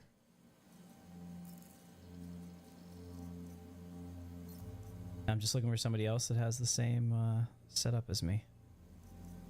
Oh, hold on, is this is the Kanado? What is this? The regular? Switch. Yeah, I'll take the can. I don't know what that looks like. Let's see what that looks like out here in the light. Oh yeah, that looks kind of cool. I think it's got like a...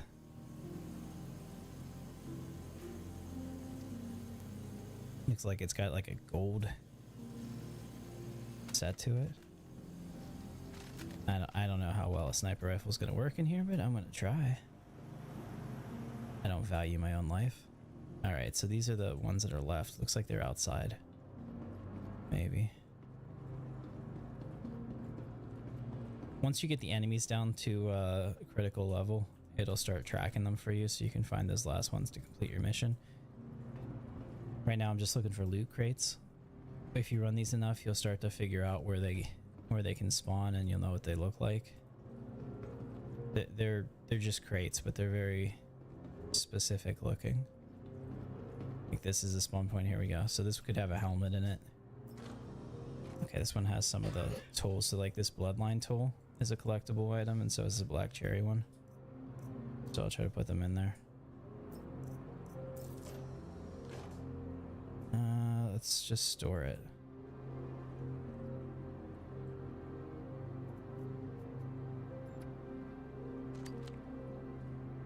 There we go. Just checking anyone else for ammo. The same gun I use. This is a medical crate, so this could have like med pens. That's a decon pen for radiation, which will be coming in the next gameplay loop. We'll take that. That's cool.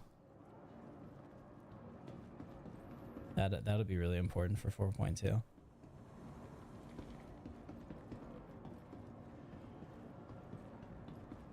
Alright, so I didn't see any other crates in the usual spots here. Could potentially be one right here.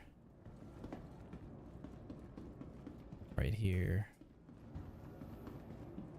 Here or here. Yeah, so there's a lot of subscriber only items that you can get through these crates, which is kind of cool. Is there a bounty system in the game for players? Yes. They had to disable it for the last patch because there were some problems with crossing server boundaries and server meshing that they're working on. And there's a bounty hunting 2.0 coming out, which looks fucking amazing. That's like the next thing. When that happens, my god, so many people are gonna play this. What in the hell? Why are the targets all the way over there? It looks like these dudes just like took off. Hopefully they're not in the ground or something. I've never seen that before. We're gonna go take them down. Sky Justice style.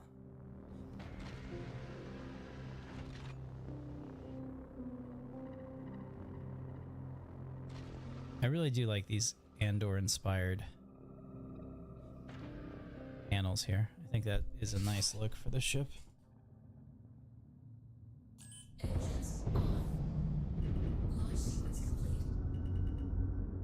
Oh, I could have used my sniper rifle, I guess, to kill them, but we can do this too. Oh shit, shit. Wow. Oh, I almost killed myself because if I just nudge this, it's gonna go way too fast. So let's see if I can get this guy.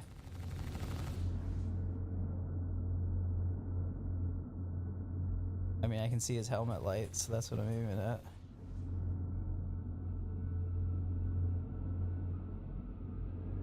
Let's pull this down, way down. Yeah, got that one.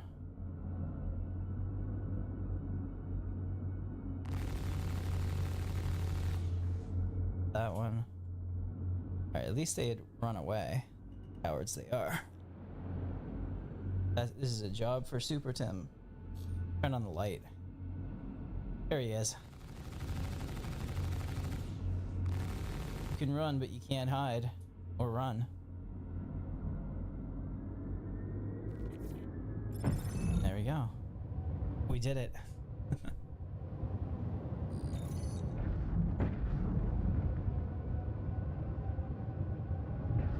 Alright, these are fun. I enjoy them. They're not particularly amazing, but if we go to another place, so let's go back to my Polaris now.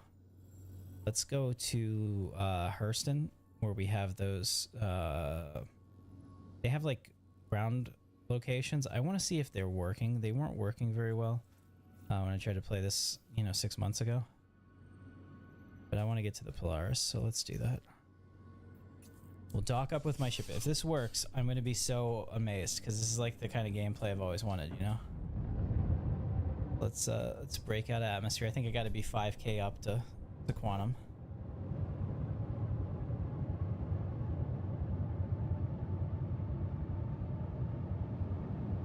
Although I'm really looking forward to them potentially relaxing that, because like a lot of their new cinematics for the different ships show them like going into a slipstream quantum, like almost directly on the surface, which would be kind of cool.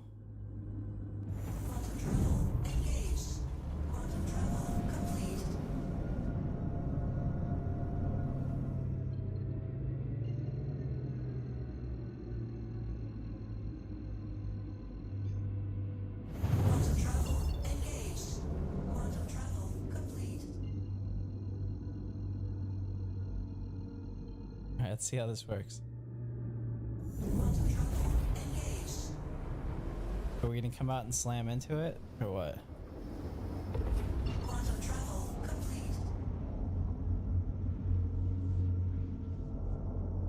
Or is it gonna be continuously moving? That's what I'm worried about. Like, is this actually gonna work? Or did I stay too close to the planet and now it's like falling in? See how it's like really far away from me? Even though I'm trying to get to it, it may not actually work. Okay, I can't even catch it.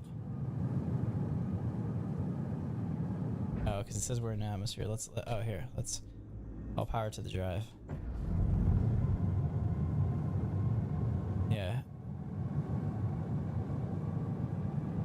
Okay, so I didn't jump the Polaris far enough away, and it's probably gonna fall into the station, which is fine. I mean, whatever. Let's go to.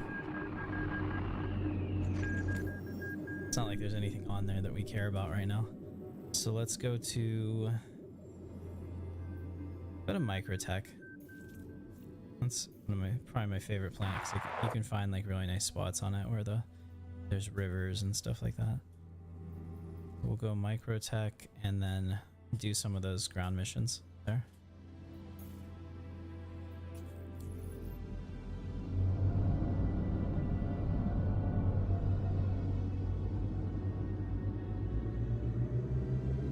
You're playing Infinity right now? Nice.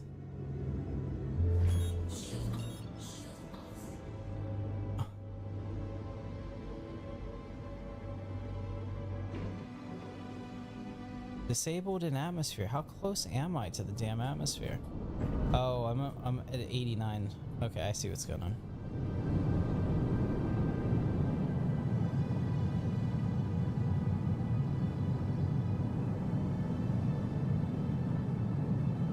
I'm going the wrong way.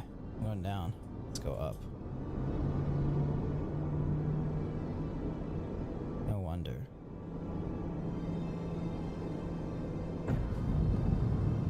I gotta go to at least 90 kilometers to be able to fly away from this gas giant.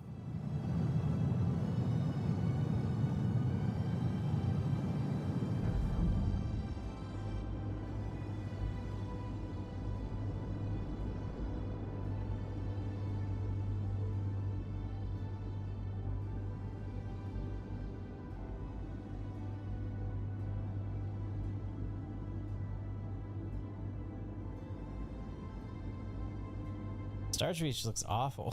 What are you talking about?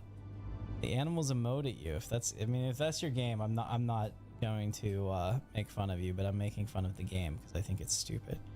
He simulates this entire world and then wraps it in, you know, a layer of candy and garbage. So it's like it doesn't even need to be simulated. Your characters are in space, without flying around, without ships. I mean, what is the point of having all the physics if it's all gonna look like a Saturday cartoon? You know what I mean? Like, I mean, you choose what you think is good, but it's a game I will never play. You know, just like Fortnite doesn't appeal to me as an aesthetic, that does not appeal to me at all.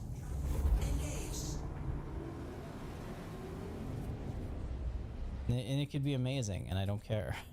You know, like just watching the streams, I'm like, why are the animals emoting at you? What the fuck is this?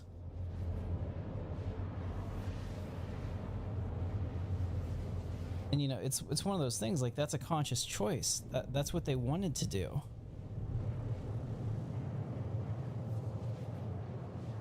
Because they still want it to be accessible to new MMO players. They're targeting people maybe like young teens and up, and they're hoping that, like, with Raph's name attached to it, you'll get the Star Wars Galaxies players that think it's going to be the next great thing, you know? And while trying to bring in a new audience into MMOs. I mean, I appreciate what they're doing, but I'm not the audience, clearly. In fact, I have a video that I was going to make that absolutely destroys Stars Reach. And I'm afraid to put it out there because, like, it's one thing to, like, shit on Star Citizen if you want to. Because, you know, A, they don't care. They're making money, you know. But if you put out a video and let's say, like my Star Wars Galaxies one, let's say it gets 10,000 views, right? There's going to be 10,000 people that probably could have been your customers. And they're not going to be happy with me as a person for doing that. So then they're going to maybe, like, try to do some retaliation because they have almost $40 million of venture capital funding. So you're not just, like, making fun of, you know, somebody's mod that they worked on or whatever. You're literally fucking with somebody's money at that point. And then it's like, okay, like, what kind of retaliation can they do to me on my YouTube channel? they could copyright strike me because I have to use their footage in order to, you know, show what the game looks like.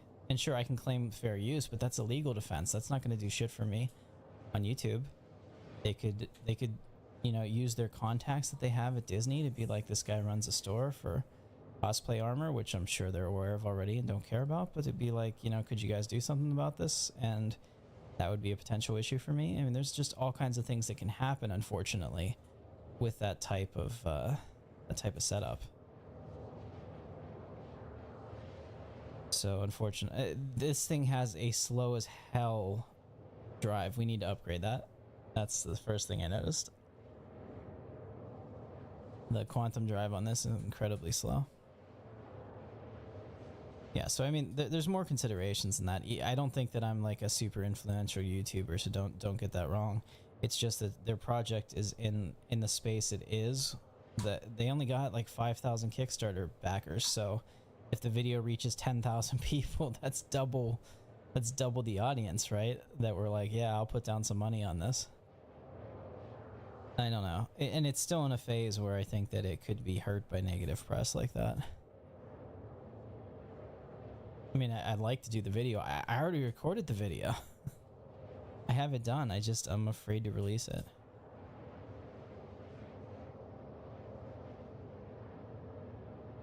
And it's one of those things, like if I was a really successful YouTube channel, then there would be the other problem that they could, you know, maybe want to sue me or something. You know, go after the money. But I don't have that, at least. Alright, we're almost there. We're getting to Microtech.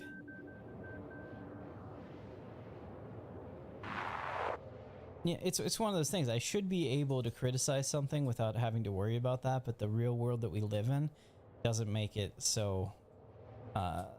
doesn't make it the same way. Like, for example, you know, like all the government whistleblowers. You know, there's an anti-retaliation, you know, policy, but come on, do you really think that applies?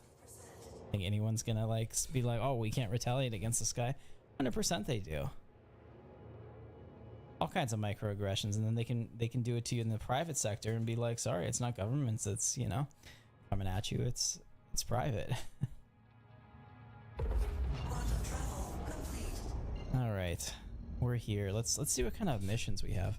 I want to see if the cargo, like the cargo center missions, are working and stuff.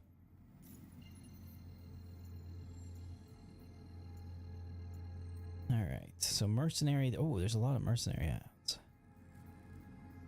All invasive creatures. Interesting. Intensive eradication effort.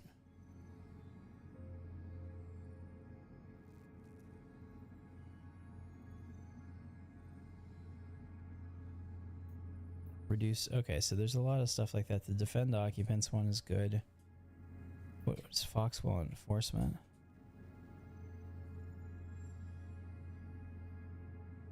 Yeah, we'll try this.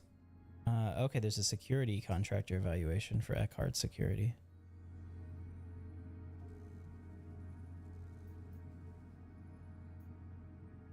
Wow, there's some good stuff here. Let's try the logistics one. This one wasn't working before. This one is actually pretty cool. These cargo centers are amazing. Go to exterior zone 2. All right, let's see if these work now. If these work, I'm gonna be so fucking excited. Am I not tracking it? Son of a bitch! Why is this not auto tracking?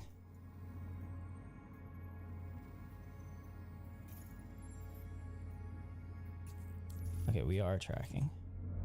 Where is it? There it is.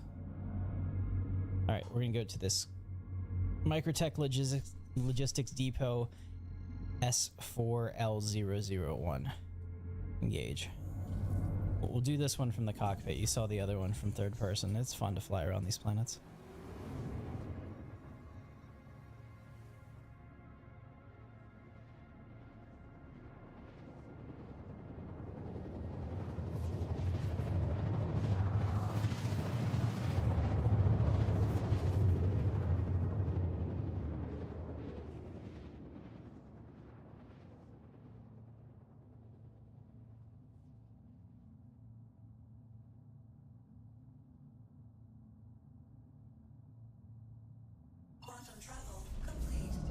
All right, and we're coming in on the daylight side too. So these are huge buildings that they had. I think that they maybe showed them off first in like CitizenCon 2021 or something, and then they came in a little bit later. They're actually really cool depots here that you can get like multiple contracts to land here. There's usually interiors. I think, and I don't know if they're still doing it, but their initial goal was that they would have these sites and there would be like massive mining caves and things underneath, and this would be kind of like a place where things were produced in the verse. So there would be reasons to come here, both like as outlaws and as good players. You can see here that we're going through a little bit of the moisture of the clouds. We've always had that, but the new rain system's different. All right, and these are big, like I said.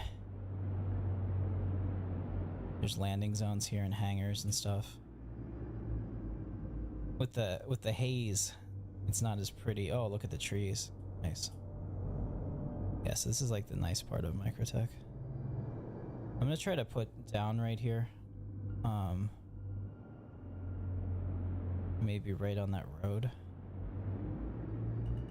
If we have space for it.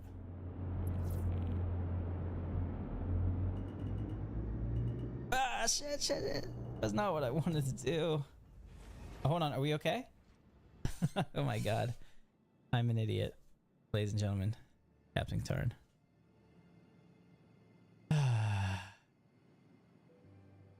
We're gonna have to pull out a better quantum drive, I think. Or go buy one. Let me see, what's the best speed quantum drives? 4.1.1.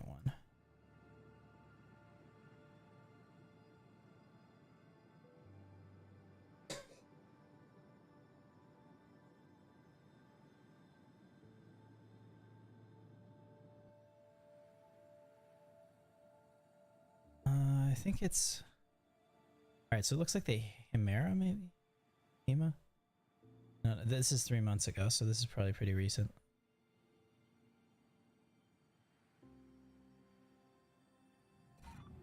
Guys, we died. I'm an idiot.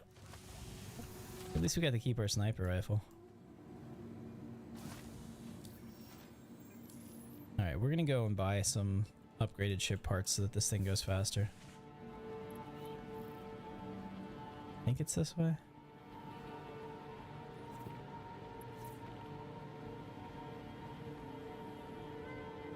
We might fail that mission, which would be awful.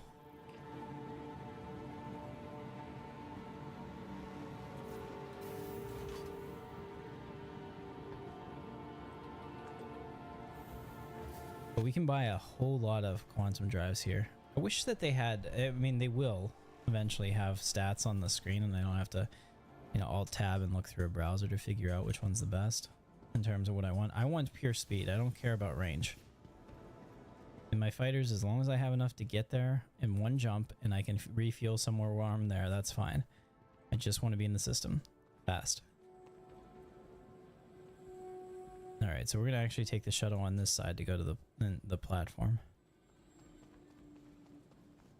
Pretty sure we can buy what we need at the Crow's, Cousin Crow's place.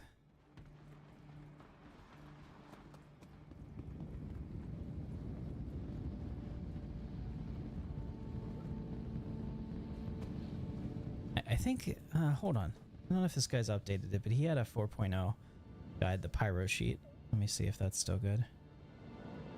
I'll put this here. This link is going into the chat. It's a Google Drive sheet, so don't be like worried. It's nothing nefarious. It has a really nice, and I'll look at it once I get on.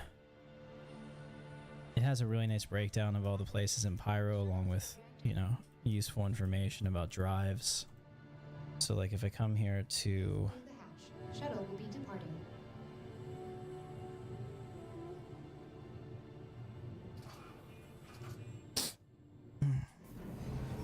If I come to ship...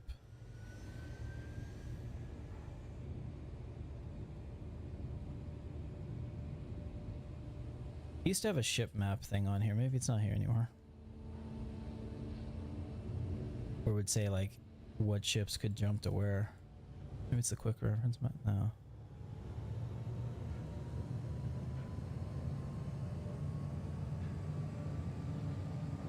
Here it is. Ship sheet quantum travel range. That's what we need. So if you click into that, it tells you, you know, like their top speed you could get. So in this case, if we're doing the Guardian, right, MX, Approaching next station. stock is supposed to be the crossfield, which it wasn't. But the balanced option is the Hemra, and the top speed is the Hemra, so that's what I want. Let's get some Hemras. I have a couple ships that would really benefit from that, so we'll get them.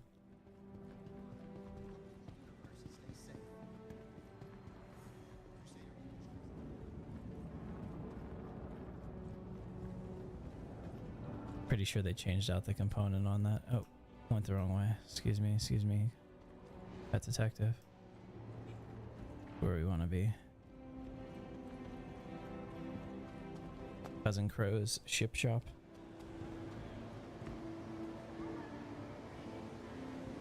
After the JL Dex incident, we are asking that everyone continue to double check and verify the contents of all goods.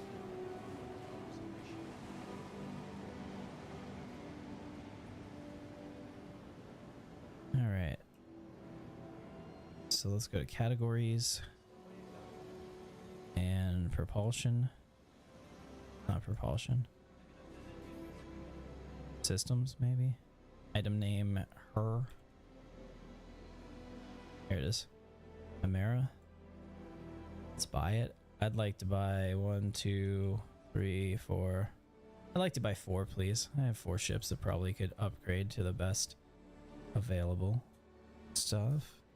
What do we need for the Polaris? What's the best one for the Polaris? Probably what it has already, right?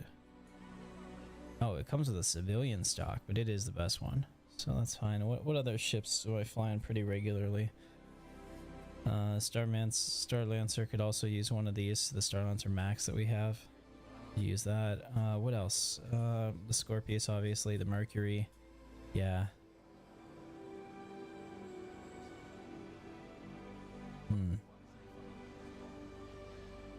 Are there any other big ships I really care about right now?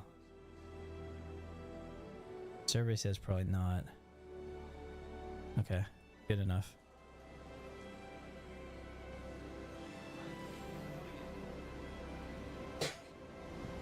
Alright, so this is good. Like, yeah, I get to keep the progress, which is kind of why I'm on this and not PTU. I'll do PTU later tonight, and that's more like exploration and wow factor.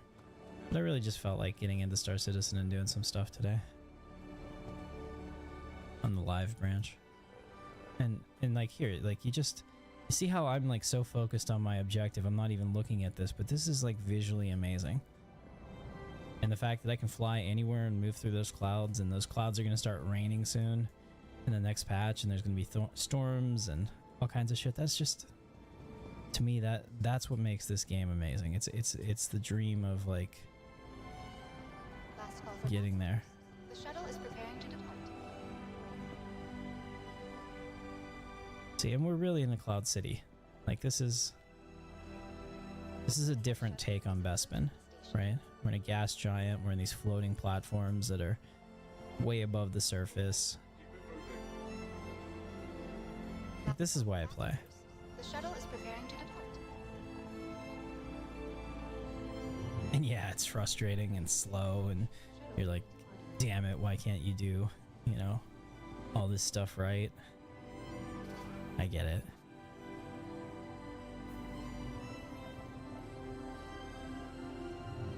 But it's like the people that hate this game, I think they do so because they see the big numbers and they think it's a scam, but they don't play it. And when you come in here and you play it and you get moments like this, you're just like,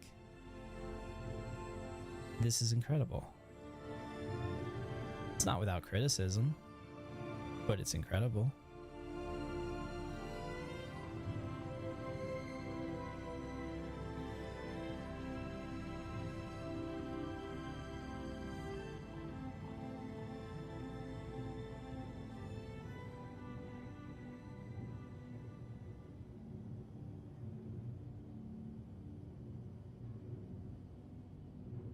Approaching next station. If this is your stop, please prepare to disembark.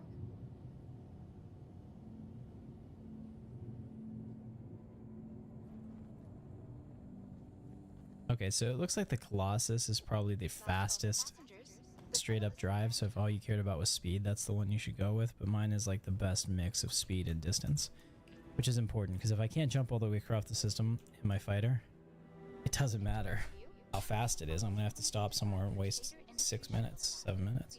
Expanded Vista opportunities with their signature crystal canopies.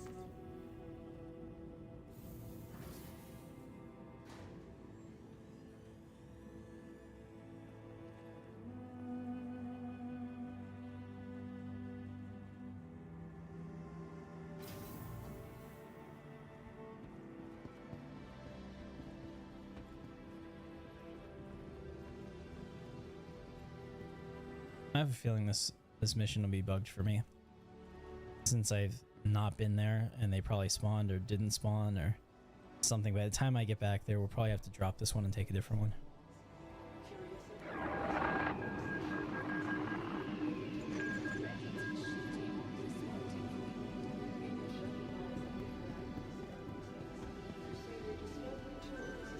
Hey Brittany? Brittany, my love? Where are you? What?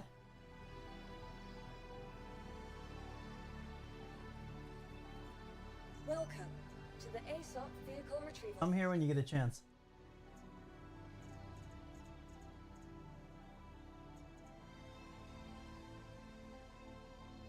One second, guys. I gotta talk to my wife for a second.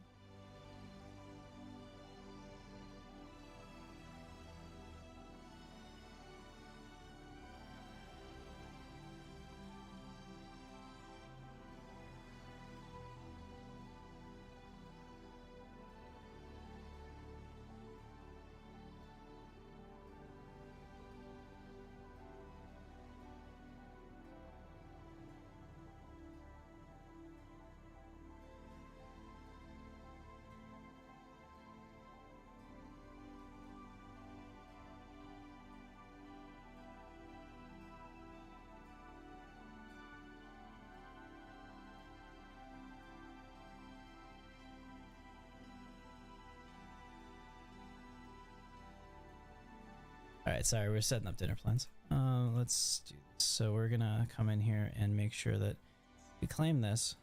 File a claim. Your insurance claim has been set. Pay that expedited fee. Thank you. Alright, so 2 minutes on that. We'll go up to my hangar and then work on some of the other ones. And start putting these drives into the ships that they belong in. Another nice quality of life change in 4.2 is that only your hangar will be listed there instead of all those docking ports unless you have something there, which is really gonna be awesome because like you do not want other people going to your docking port that are not part of your group. What are you talking about? Mandalorian in-game armor costs 10 million. What are you referring to, Gogo? There's no Mandalorian armor in Star Citizen. Are we talking about the same thing? Oh, you're talking about... Yeah, you can't wear it anyway. You have to have a Mandalorian class character. So you have to like do all of the quests. Remember that long quest I was doing where I had to meet, what was his name, Grief Karga? And he had to tell me to go do stuff? That's what that is in that SWG server. Yeah, so I mean, no, you're not wearing Mandalorian armor unless you're a Mandalorian. They're trying to enforce that like nice roleplay in the world. But I mean, I encourage you if you want to do it, like get in their Discord, look at the guide for getting started. You're gonna need to get your combat classes done first before you do that. You have to be strong enough to defeat the initial enemies to get the piece you need, and then you're gonna meet Din Djarin in the game, and he's gonna tell you things that you need to do. It's actually pretty cool as far as that goes. Let's go to vehicles here. I know that the Scorpius is here, so we can switch it out. At least this would be nice to do. Right now I have the Nightbreaker livery on it because I think it's probably the best one that they've come up with. Alright, so we want to switch this quantum drive. What the absolute fuck? It's a size 1?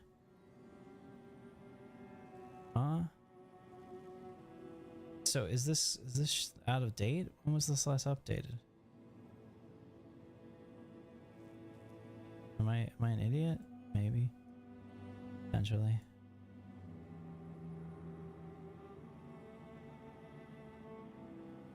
Did I look at the wrong thing? I mean, I don't mind buying these. Okay, so the Guardians are definitely size 2s.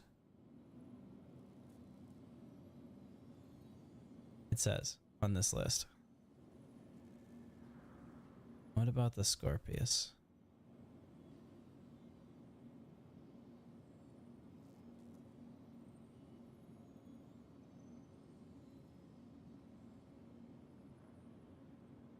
Maybe it's not. I don't know. I'm looking for it. What the fuck?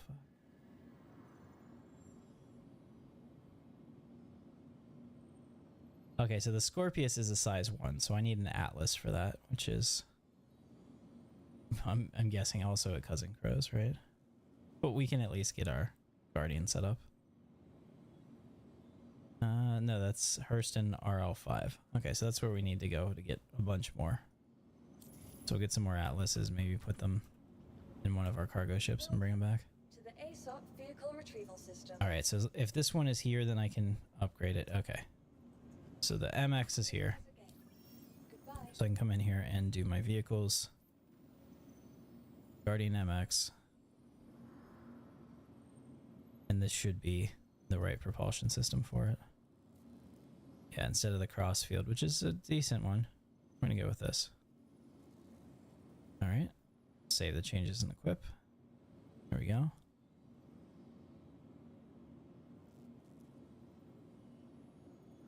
Jump module empty. Why do we not have a jump module? We should have a jump module, right?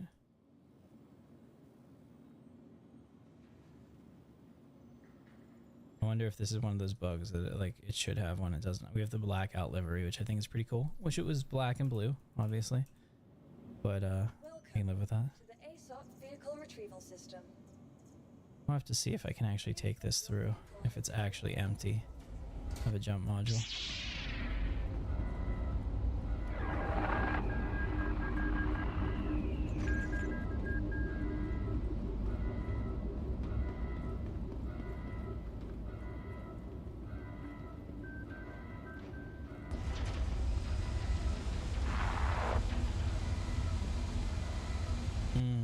Okay. Thank you, MCAD DC. I will have to I'll have to do that next time. Guess I'm buying a new jump module. Where can I even get a jump module? Let's look at...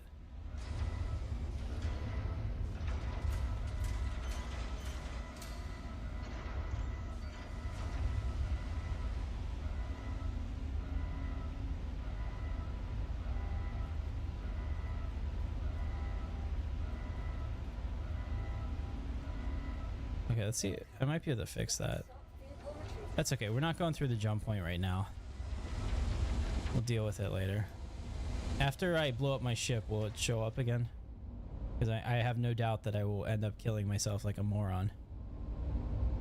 Okay. Yeah, I'm not worried about the money, but I do appreciate it. Hey, kid. Yeah, we'll have to get I'm putting together a crew. You in? Hey, Vampilli? Is that how you say that? Is now one of the captain's crew. Welcome. That's one of the best decisions you ever made. But I like the slight offset here. I don't think it's intentional. I bet that ship was bouncing around when it came up, but when something is just off axis as you come up to it, man, that's cinematic. You know, they know what they're doing. When you come on straight on, it's cool, but like that side, if you're gonna be a director and pull in on the shot, this is the shot you want. All right. I wish there was a big hole here where we're like missing the jump drive and they'd be like, oh, you know, you don't have a jump drive. Let's go in through the back. I want to show you guys this.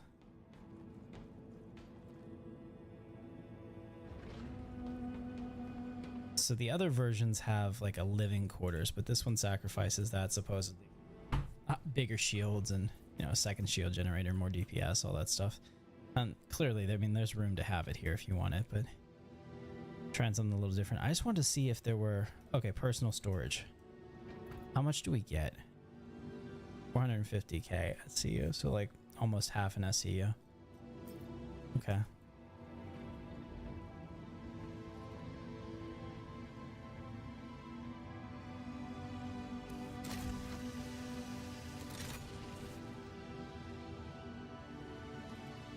I appreciate the tip though. If you hadn't told me that, I would have lost my jump drive on literally all of my ships.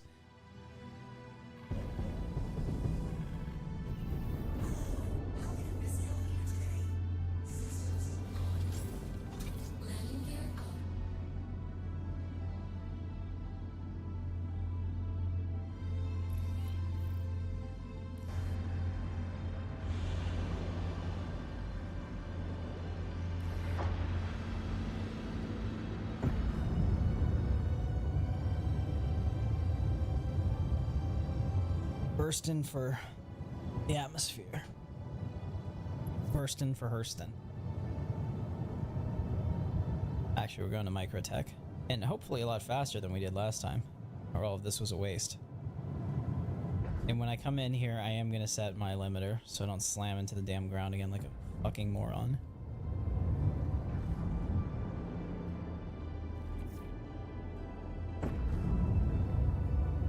It's like whenever I land real smooth and nice, like I don't get, you know, you don't get credit for that because that's like what you're supposed to do. You know, when you slam that into the ground, shit, that feels awful.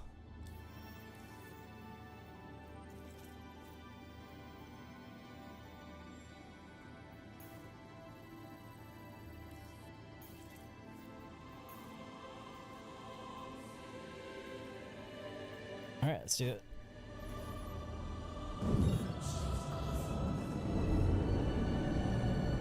Where is my jump marker? There it is.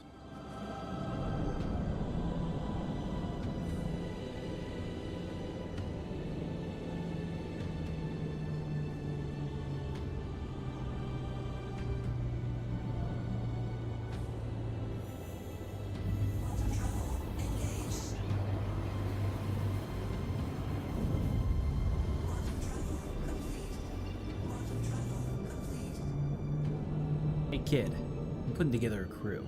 Hey, MCAD DC, MCAD DC. I don't know how do you want me to say your name. Welcome to the crew.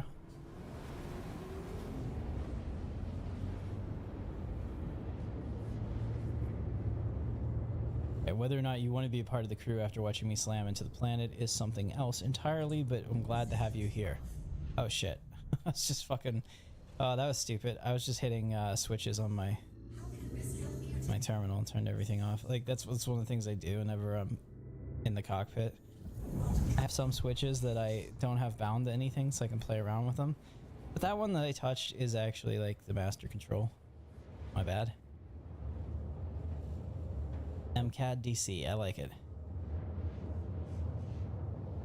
So does that mean that you are a master draftsman who lives in DC? Or is it like Marine something, maybe?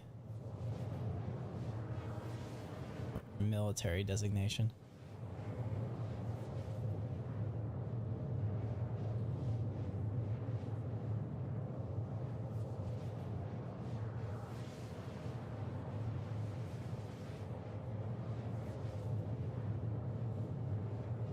I do have to say that this ship has really impressed me. When this came out in 4.0, I loved the Guardians, but I like this one even more. Because having a bed is nice, but until they actually make it so that logging out in the bed isn't like super risky, it's kind of a gimmick. Oh, very nice. Building design and consulting. I forgot that we have, yeah, so we have the chat up on screen now after our last stream, and it was somebody thought that would be a good idea. I think it was me. 'Cause I figured that these videos get a lot of replay on the video on demand, and if you can't see what I'm responding to, it makes it harder. Hopefully this makes it better. And it doesn't take away too much, because if it does, then we'll figure out how to make that smaller and put it in a obstructive. obtuse. I don't think that's the right word. Alright, so is this faster? Yeah, I guess. Would I rather have had the fastest drive? Yeah, we're gonna have to do that. We need to rapidly deploy our TIE interceptors anywhere we need to go. But yeah, I mean, like, look at the detailing on this ship. This is part of the Star Citizen that I absolutely love. Like, it's all of this, but it's also the fidelity of all of this. It's kind of getting hard to see because we just passed the sun. It's behind us now. Maybe this side.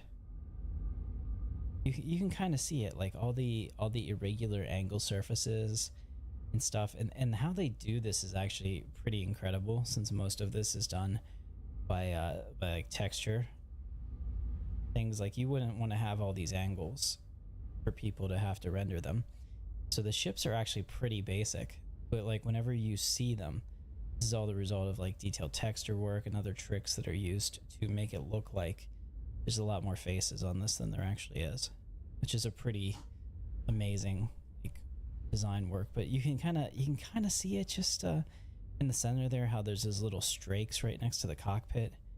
It's the little things like that that really sell these ships as being like sleek and, you know, highly detailed, and the world works. And this is the contrast to what we were talking about earlier with Star's Reach. It's like, I don't care if you've simulated the absolute perfect universe. If your characters are all cartoon looking and the animals emote at you and people, you know, go into space and fly around without ships and have like fish bowls on their head, what is the point? You know, like it's just not, your world's schizophrenic at that point. All right, so we're here. We'll have to, we'll pull back on the stick here, make sure that we're good to go. There is a cooldown on this. It's 21 seconds on a long jump. That's not hardly anything. There we go. All right, so this time, if we could do it again without the oops, that would be great.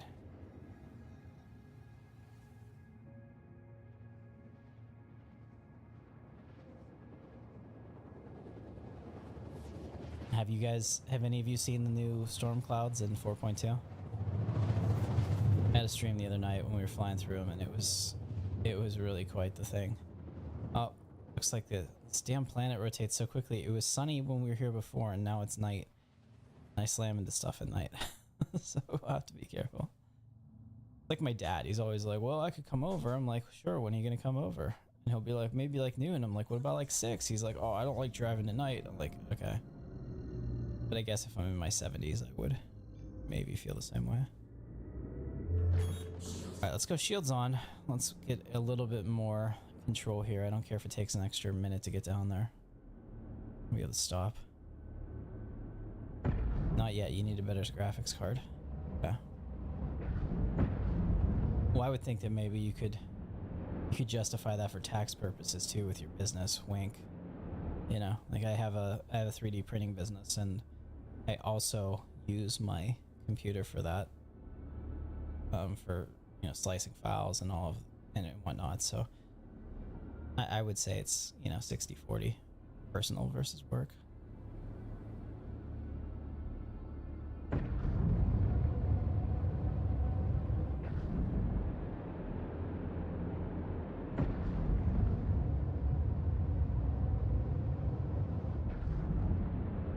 So we were on the far side of this. As we're coming in here, it'll start to be clear just how big this facility is.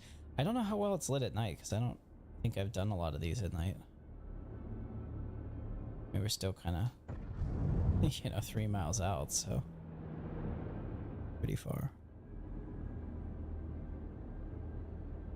Oh yeah. Yeah, these zones are huge.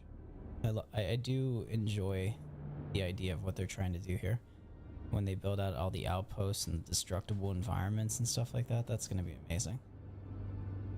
Although part of me hopes that places like this are not destructible. Hold on. This is not a good time, Britt. 1 second. My wife came in. She wants to talk about dinner.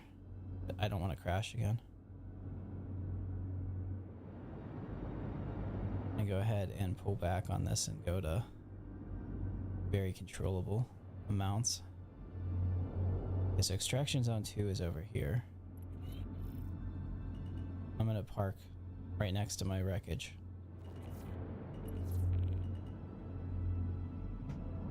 Oh, okay, apparently I'm stuck on my wreckage. Let's not blow up here. Let's be a little smarter about this.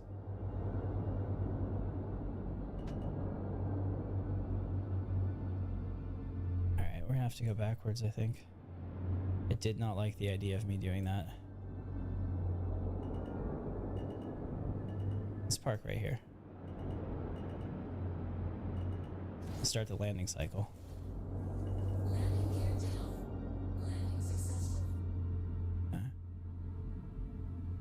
And we're going to turn off the thrusters. Alright, 1 second. I gotta talk to my wife.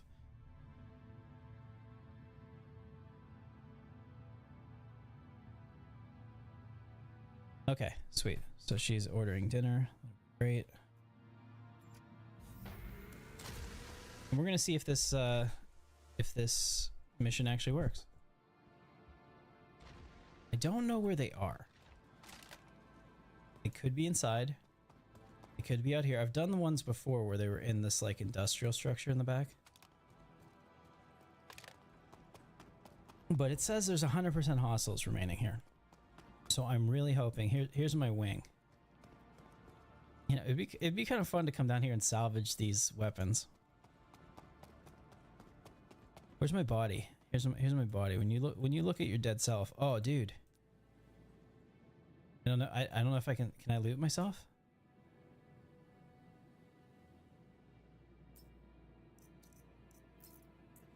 Because that helmet is a collector's item.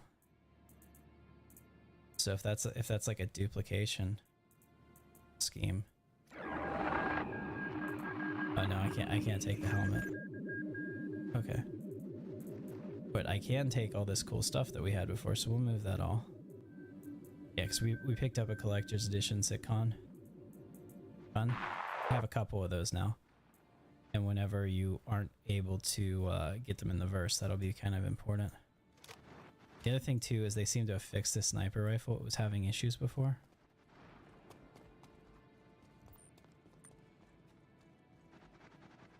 Where the look down the scope wasn't working. I don't know where these guys are. This will be interesting. So if I can figure this out, then this will make this a repeatable thing for me. Like this tower in the past was kind of oh yeah, that's them.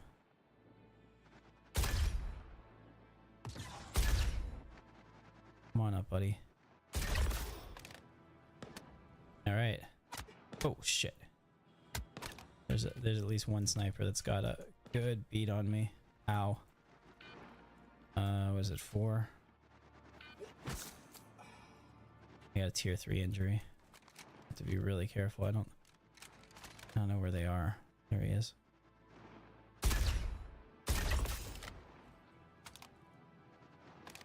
This is actually a really fun mission. I love that. Use your light.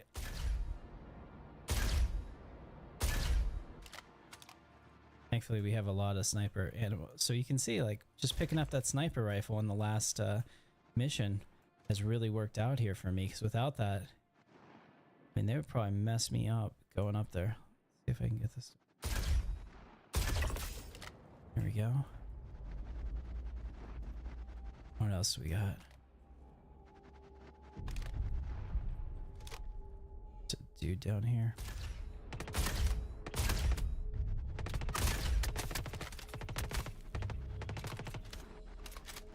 I don't think that little crate is helping me. I think their bullets are going right through it.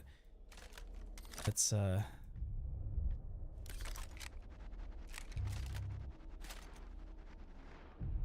med myself. Love the gun. My favorite. See if we can get an angle in the sky without exposing ourselves too much. I'm sure that metal thing in front of me will actually stop something.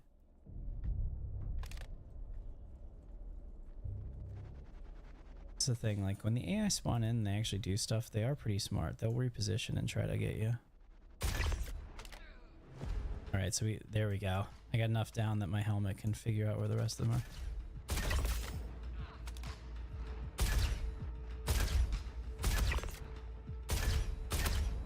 think that's the boss. He's got the heavy armor on. You can see, my god, the man can take a hit.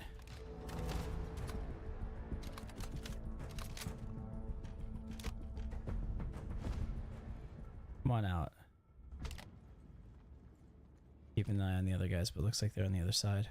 I'll probably have to get close to take them out. There we go.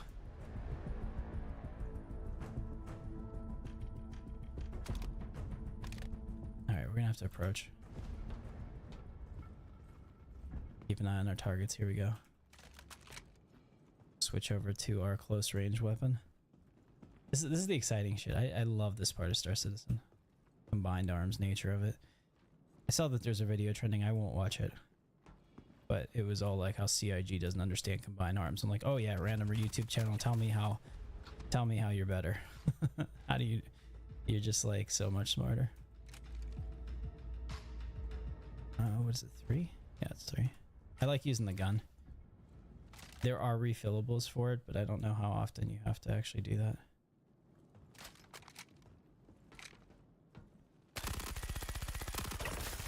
Here we go. You can see their armor a little bit lighter for this dude, but I did use a med pen, so I would like to get one back. Thank you. And he does have my sniper ammo, so we will take that. We'll check out their sniper rifles. If any of them have a cooler look than the one I had, we'll make the switch. We want to find the boss. The boss has like the best stuff. Sometimes he has a cape too. I don't know where he is, where his body is. Assuming he didn't despawn, but I think it takes a while for that to happen. We killed a lot of guys in this front area though. Here we go. Yeah, this guy's got a custodian. I do want to steal some of these because we picked up that custodian as a backup weapon.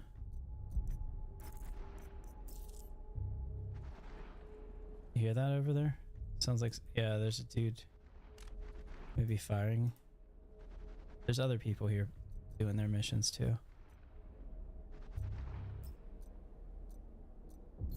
Okay, now we have our max grenade complement.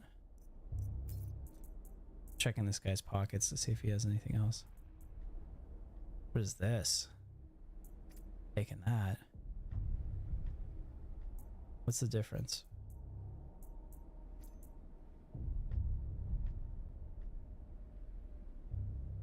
I mean, mine looks cooler. That's the difference.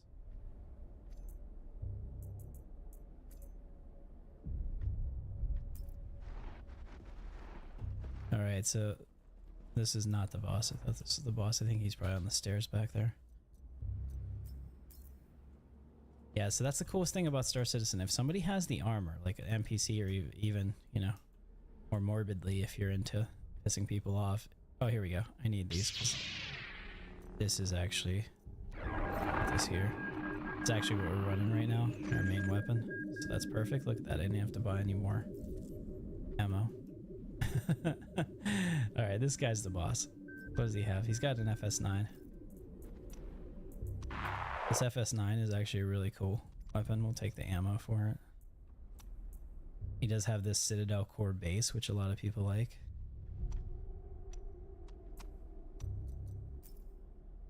His FS9 should be here somewhere.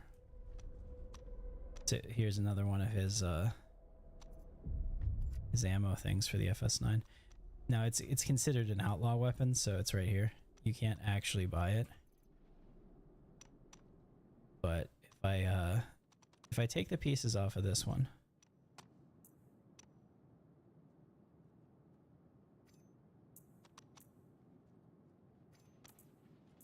I think you can buy it maybe in Pyro, but it used to not be sold here. We can equip this. This is a lot of people's favorite gun.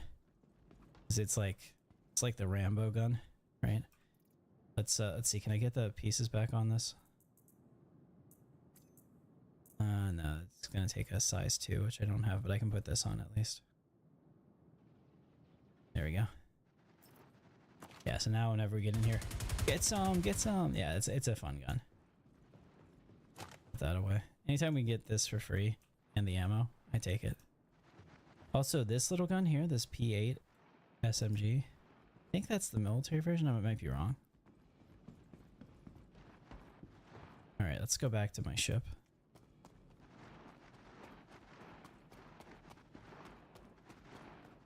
I do have a tier 3 arm injury, so that needs to be addressed at some point. If you don't address it, you'll eventually get to the point that your character can't move his arm, and then you're really screwed because you can't fly. It's not as good as it used to be. Well, I get you. You're not wrong. I think we could do one more mission before we get patched up. Station.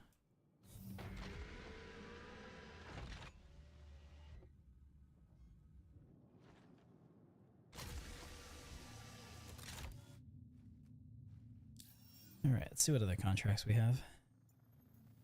Maybe we'll do some of those introduction missions just to get the reputation set up with those guys.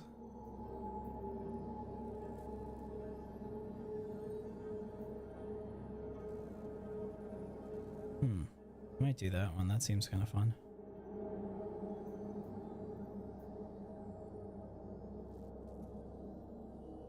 Yeah, let's do this bounty mission. Looks like this is gonna be a ground one. We have to go to another production facility. We get to go inside this time, probably. Those are really... Okay. Let's, thrusters on. Take off. Landing gear up. I'm really considering setting up voice attack finally for Star Citizen.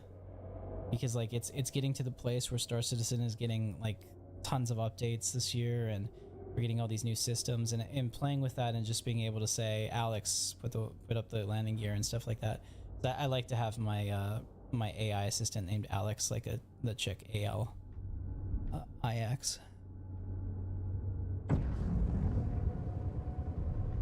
Turrets will be hostile in these missions. Okay. It's a production facility. Oh, I see what you mean. Okay. Yeah, we'll approach it. For the price though, they better not be.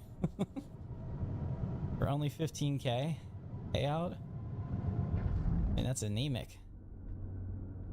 It's one of those things, like they will obviously balance the economy at some point to make like risk and reward worth it. But if I can haul waste from, you know, like August to Unlosa ores into Seraphim without any kind of risk, and I make 100k doing that, like, kind of puts it in perspective. Yeah, this is... I don't know, the production facility... I don't think the production facility or the data centers. The data centers will shoot at me. You're right about that. Do we have to get to 10 kilometers up? I think we do on this planet. I might be wrong. I'm gonna do it anyway, just to make sure. Yeah, definitely the bunkers. You're right about that.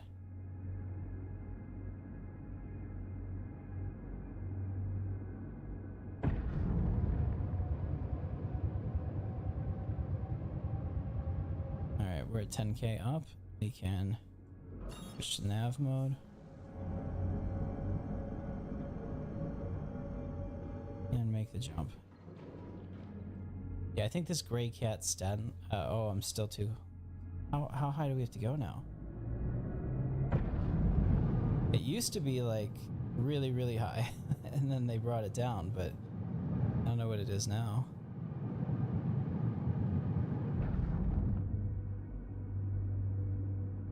I think you had at one point, maybe it was like 100 kilometers or something, and then they started making it less and less and less, and I thought it was 10. We'll try 15. Alright, so I guess 15 is the magic number now. Moons, it's only 5.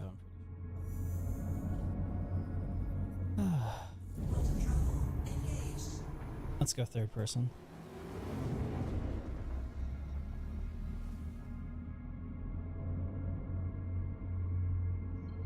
Did we not? Oh. Yeah, we didn't actually do it. We didn't do the thing.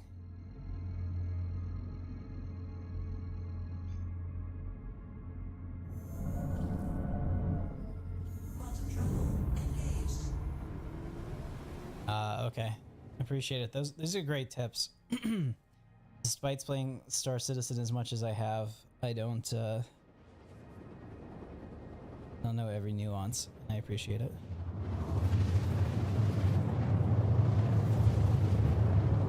It's always been a game that the patch came out for me, you dive into it for a couple days, I'll be back in 6 months kind of thing, and I did that for years and years and years. But I think that like right now, if you really wanted to, this is a game you could play every day. There's enough to do in it, and there'll be, with all these monthly patches coming out with new events and stuff, there'll always be something to do.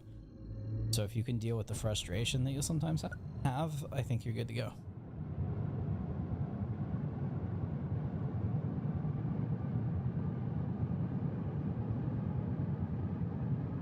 And that's the thing, like, when Star Citizen goes 1.0, other games may not exist for me anymore. I just don't know how that's gonna be. That's always like the wild card, right? Alright, so we're on our way in. Oh, yeah, we're V limited. Bad. I turned down our speed so that we didn't crash into the planet last time.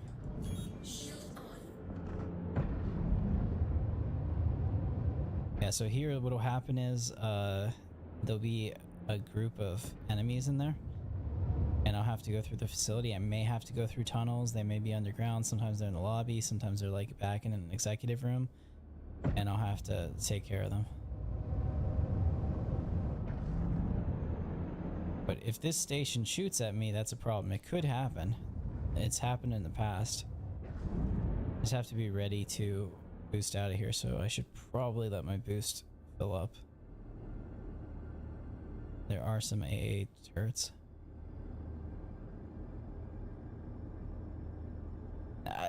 They said initially, whenever they were pitching the game, that they would allow private servers. I don't see that ever happening, because you literally will have to run a AWS cluster in order to use the game with the, you know, the server meshing and all the tech that they have in it. So I don't think that's happening anymore.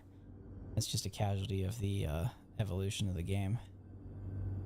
Okay, I think in this case we're gonna land on one of the landing pads based on the target location. Probably do that, although let's just triple check.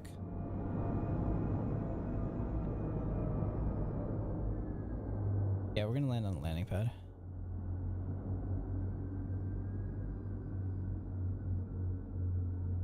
Trust me on this.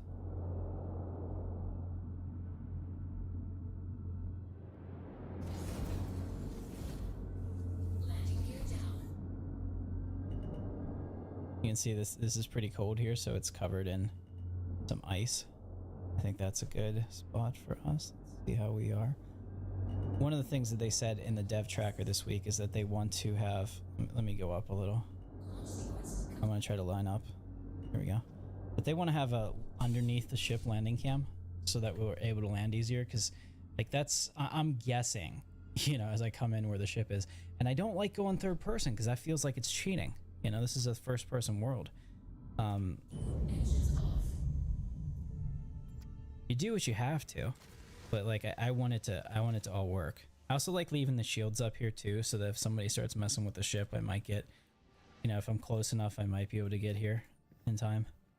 Plus this one has like 2 shield generators, so leaving the power on I think is fine. Alright, so check this out. So this is like the Grey Cat industrial facility. This would be like where they make the buggies and the Rock DS and all the Grey Cat vehicles, right? There's the new one, the Grey Cat Mac, I think. I can't remember what it is. MTC. That's it. But we're here for this dude. We're gonna find him.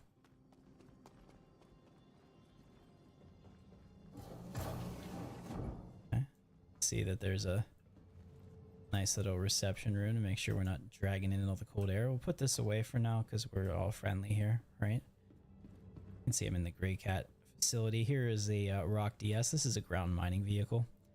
You can get one of these. I've never used one. I've heard I have one. Never used it. I've heard mixed things. I'll have to see what that's like. So you can see that once they have like in some of the Grey Cat armors you can get in the game. Personally, I like the Quicksilver one the best, or the blue one. So those are the two that are my favorite. I think the Quicksilver, you might be able to loot it, but it's definitely something you can buy. You can see that there's terminals here, and you can buy things and sell things if you're so inclined. They don't have anything set up, but in the future you probably would have NPCs here, like this guy that's, you know, just doing his corporate job, and there'll be secretaries and these people that should be out there but didn't come out. I thought this was a head. I was like, why is there a severed skull? But this is just a fruit. Alright, so we gotta figure out where this guy is. He's 81 meters below me. Where does this go to? Let's go to security checkpoint 2. I don't know where that is. Okay, that's a lot closer. I think we're on the same level at least. Alright, so down here you can see like we're in the bowels of the facility. I'm trying to find these guys. I'm going to take out my gun.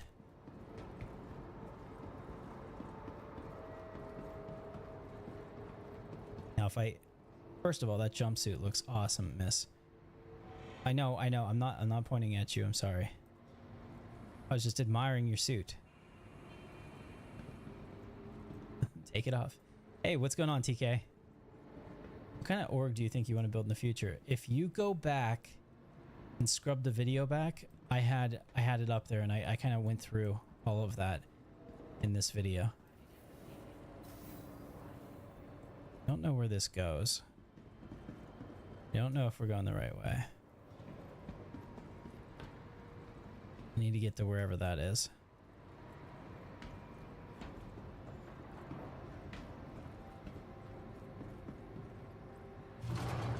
Getting out of here once I kill these guys is going to be pretty tough. I'm going to be completely lost.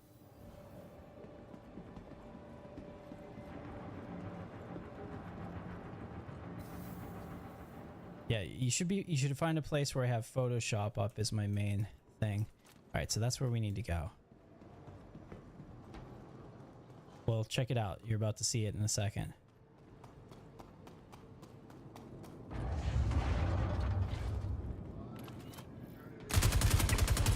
I mean, I did take a hit there pretty... Oh shit, there's a lot of them. Run! I gotta get to cover. That was dumb. You can't just go in there Ramboing, standing in the middle of the damn facility. I'm really hurt.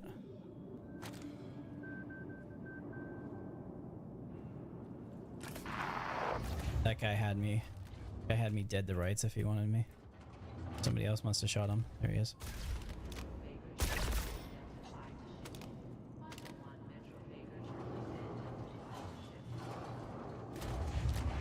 There's still 8 hostiles left.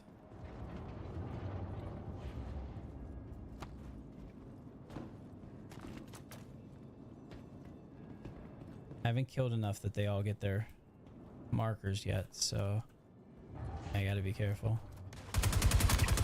Thankfully, he was shooting at me with a shotgun from across the room. That could have been a real problem up close. 7 left. Holy shit, there's a lot.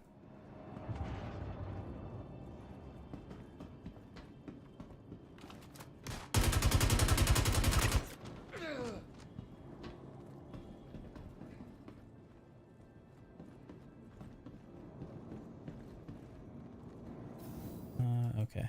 I didn't know if this was gonna open. Hold on, does this open then? No.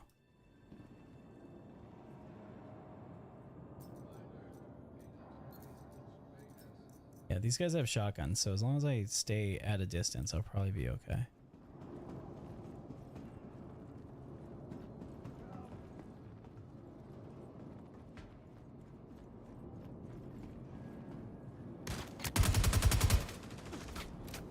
Oh, shit. We're about to die.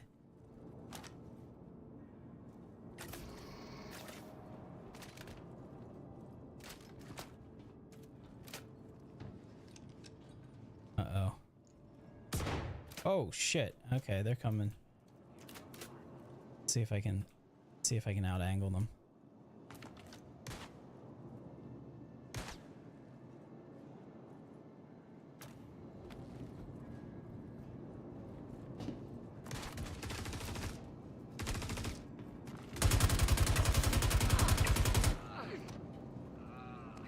Four left. Okay. I have enough left that my suit can target them now individually. The life signs.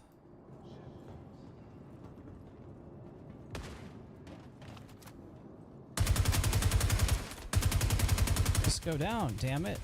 Holy shit. I'm at 3%. I'm dead. Fuck. Alright, I lost that because I stayed in that way too long. That guy must have had like the super heavy armor. That might have been the boss. Oh. Well, that was fun though. I only use medium armor. I don't like heavy because it makes you really slow. I'm bulky. And eventually, I had two guys killing me on my right. Well, yeah, I mean, that happens too. So I'm here. I'm not here, look. I'm not dead right now. I'm incapacitated. So if somebody came up to me and either hit me with a med gun or stabbed me in the chest with a med pen, I would get up. So who's volunteering? I can always come back and get my stuff.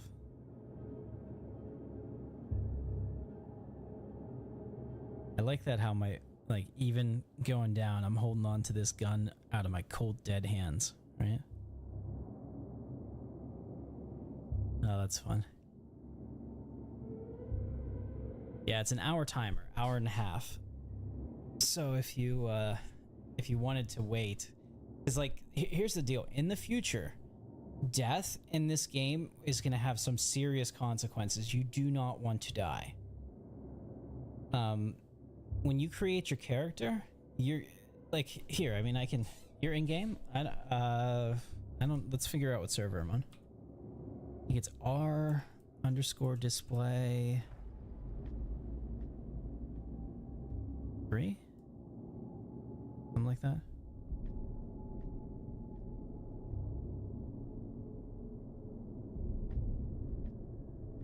Alright, we'll figure that out.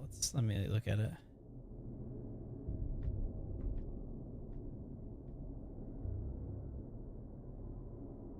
Display info. I was almost right.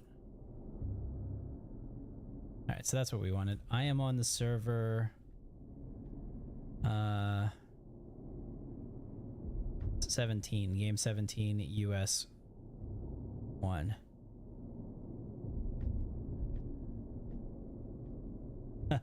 Alright, TK, if you want to come and get me, that's fine. So in the meantime, with my body sitting here, why don't you... Hold on. Why don't you send me a party invite? I don't know if I can even accept it, but we'll see. You'll know if I'm in your server because I'll show up in the list of players. Tim Katarn. Tim_Katarn, Katarn. And if you can see me, then you can send me a friend's request. You can send me a friend request and a party invite, and then you'll be able to quantum to me. I'm on Microtech. I mean, to be clear, it's totally okay if I die. I don't care. So we'll give you a couple minutes to see if you're in my server. If not, don't worry about it. And if you hit F1 in your Moby Glass and go to community, there we go. Add to friends. Okay. So if you're not in my server, what you can do now is you can go back out to the main menu and right click on my name and join my server, and then you could come here. And you can also invite me to a party and I'll accept it, and that way you'll get a marker where I am on Microtech so you can jump to it. And make sure you have a med pen. Well, I have, yeah, but you can't take any off my body. That's the unfortunate part about that. Like, I think in a party you should be able to do that, but yeah, I don't think you can. So you'll have to bring either a med pen or a med gun to get me up. You can buy them at a pharmacy. any of the NPC pharmacy stores. But let me know before you send me the friend request, because I'm gonna pull up the you're gonna spawn on New Babbage. I'm gonna pull up the org chart again to show you what I was talking about. I don't know if you saw it.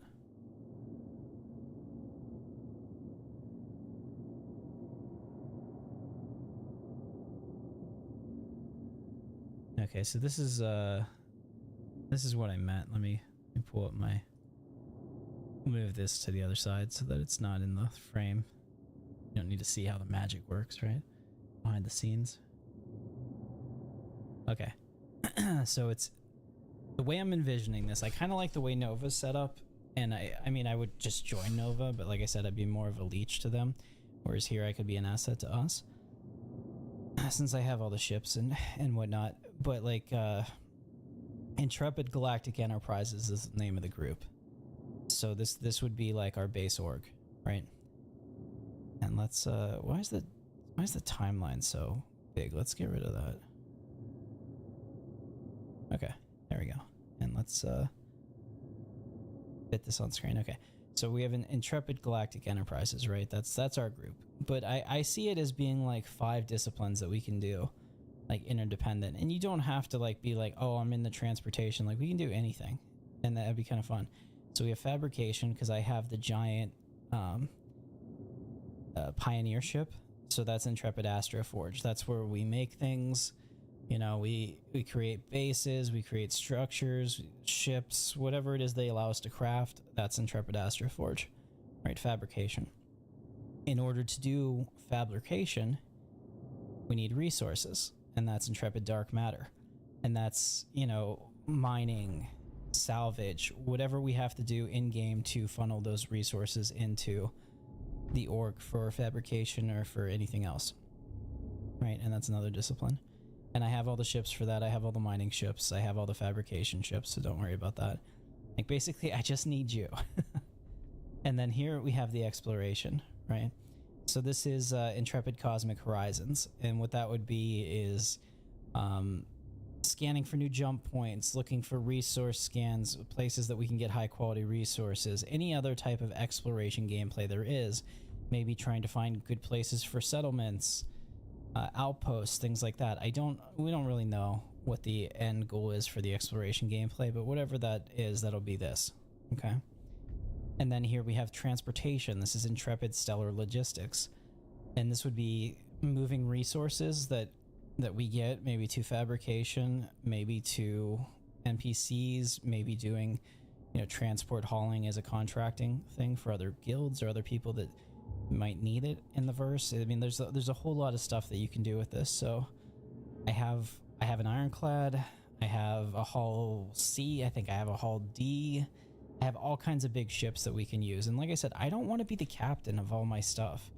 Like when we're allowed to just spawn our ships and have them in the wild and you know, like grant permissions for other people to use them, I intend for all of my ships to be used by the org as we need them. You know, so you don't need to buy that $700 ship. I already did, you know, just play with me. So that's it. So like transportation would be this. And then the core pillar of this is security, and that's Intrepid Space Command. First of all, this is my favorite logo that I've been able to make. I absolutely love this. It's very like, it's definitely a take on Star Trek, but like with a little bit of a modern touch, and I love it. So Intrepid Space Command, that provides security for us. That's the Polaris, that's the Perseus, that's all the fighters. You know, whether we do combat missions in the verse for NPC groups or whatever, or we just provide security for the rest of the org, it'll be a lot of fun. And there's some people that just want to do that kind of stuff, and that's fine. I want to cater to that. So this is how I'm envisioning the org, kind of like 5 pillars that all work together. And we're all Intrepid Galactic Enterprises, but if you want to be like, oh, you know, like I'm just a dark matter, not just but I focus on, you know, resource gathering, then maybe this is you. So yeah, this is kind of cool. This is what I'm envisioning for the future. And once we get all the tools for that, we should be good. All right, yeah, man, take your time. I'm just sitting here dead. So if you can revive me, that's a cool gameplay loop. Plus, we'll be in game together. We can do some stuff. Now TK, he's a channel member, so shout out to him. If you guys want to join, it's you know, hit the join button on the channel. You get first dibs on all the videos that I post, except the time sensitive ones. I need to get those out faster. I found that like the review on the Asgard, for example, that should have thousands of views, but I waited until the ship was a week old because I really wanted to, you know, get into it to try it. And now there's probably 10,000 videos out there about that ship, so I just can't gain traction on it. So like topics that are either like breaking news or time sensitive ship reviews have to go out immediately. But everything else that I do, like the, you know, why back Star Citizen and stuff like that, you will absolutely get first dibs on watching that and all of the shout outs, play with me in game, all that stuff. Yeah, so I'm excited about this. I like the logos, I like the style. I mean, obviously I made it. So yeah, transportation, fabrication, resources, exploration, and security. Yeah, that's what we're doing. There's the Discord.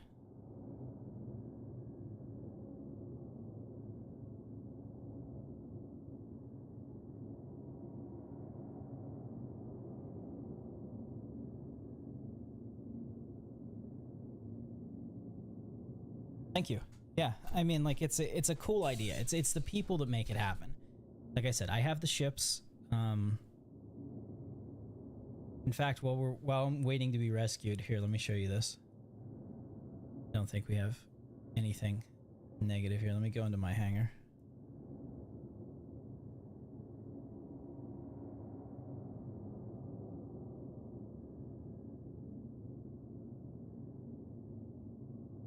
I've done enough on here that I know how to hide my adult activities on my browser, so that won't be a problem on YouTube. I think we're good.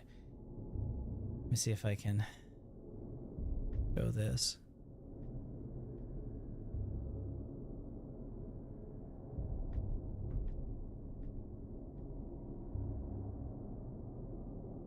All right, let me try to show this. There we go. All right, so this is my hangar. It's the fleetyards.net. It shows all the ships that I own in the verse. You can see here, like the Intrepid Dawn is my Star Runner, and I love the Mercury Star Runner. It just is an awful ship. I love it, but it doesn't have a role. It just feels lacking. But you just love the way it looks, right? The Intrepid Terminus is the Reclaimer, so this is a giant salvage ship. It kind of needs a little bit of love, but it is the closest you're going to feel to Alien in the game, the original movie, the Nostromo, right? Your Astra is a giant mining ship. This is kind of like a step up from the Mole. Multi-person mining. It also, I believe, has refining facilities on it. I can't remember 100% because it's been a couple years since the concept. But that's one of the ones that I have. Anvil Asgard. I didn't think that I would be keeping this, but I actually really like it, so it's now joined my fleet. Kind of like as a nice base, so if I don't want to use the Polaris, we can pretty much do everything that we did today, except deploy a dedicated fighter maybe, with the Asgard. So if we're just running base missions on the ground, that could be kind of fun to have like a runabout. I have 2 of the C8 Pisces. These are both the medical Pisces, so they have a med bed.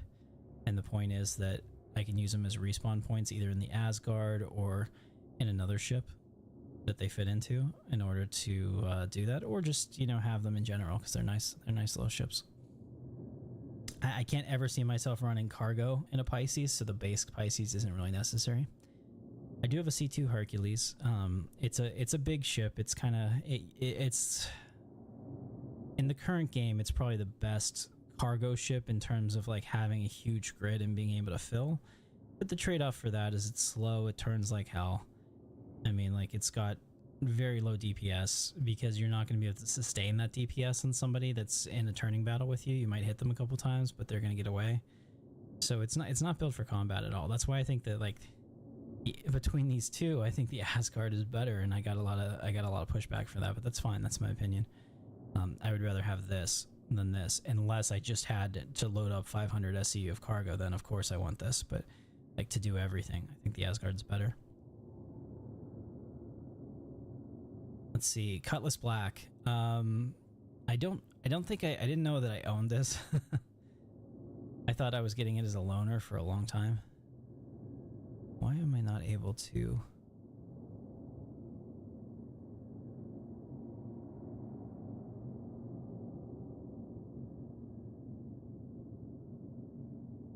Second. Am I like technically still in Star Citizen or something? I can't move this window at all.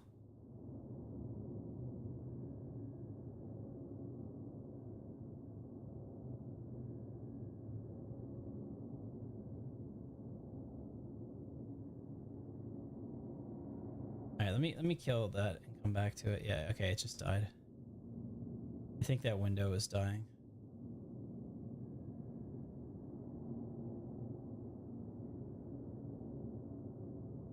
Oh, that's weird. My Chrome isn't responding right now. Oh well.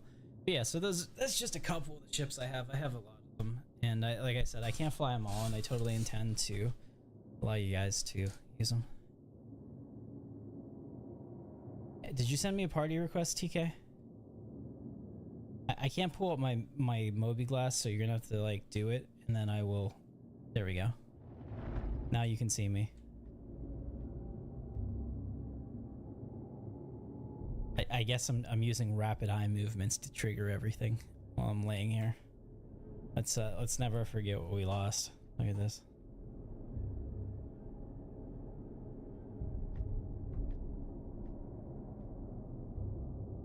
So yeah, I would say the FPS combat can be challenging, especially if you're a dumbass like me and just ran out into the middle of it and got shot. Now you can take a lot more damage if you wear heavy armor, and that's kind of like the, you know, min-maxing thing. You have this huge heavy armor, but I think it all looks like shit, and I really like my look here, especially this helmet. It reminds me of like modern day Rome. And let's be honest, what guy isn't thinking about the Roman Empire at least 3 times a day? I mean, I am right now.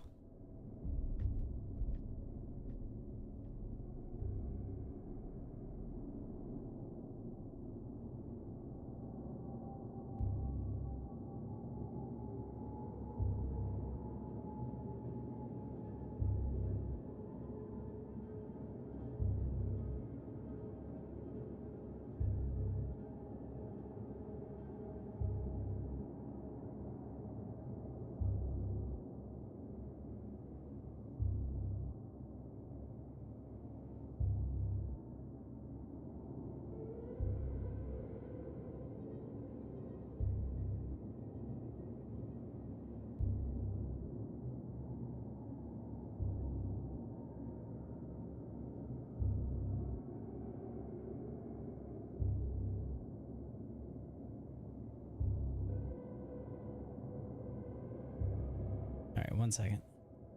While we're waiting, I'm trying to get back all of my windows because my Chrome had completely frozen up, which is of course no me gusta.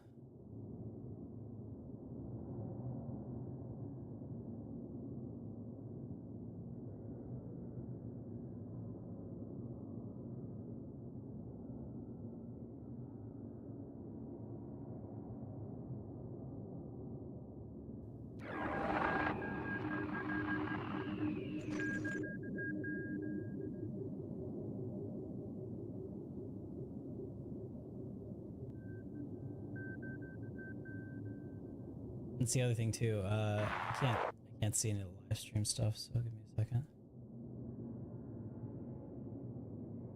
All right, there we go. It's back. Thank you. You wear heavy armor now, makes a difference in getting those tier 3 injuries. I bet. So let's take a look at the fleet again. It looks like it's gonna work this time. Fingers crossed. Don't be bad. While we're still waiting, make it somewhat entertaining. Okay. We have the Cutlass Black, right? I don't know why I have a Cutlass Black. I'll probably upgrade it at some point.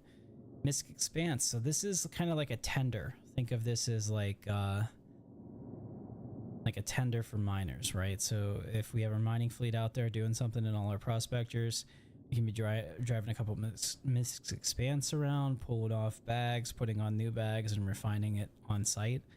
Be pretty nice. I saw that somebody was using their Idris as like a mobile mining facility, so they had like all kinds of prospectors stuck in there, and they were just using the Idris as kind of like the base. So they would go out into the air in Halo and send out all of their miners together like as an org and mine stuff and bring it back and take off all the bags and put them in the Idris, which has tons and tons of room and storage.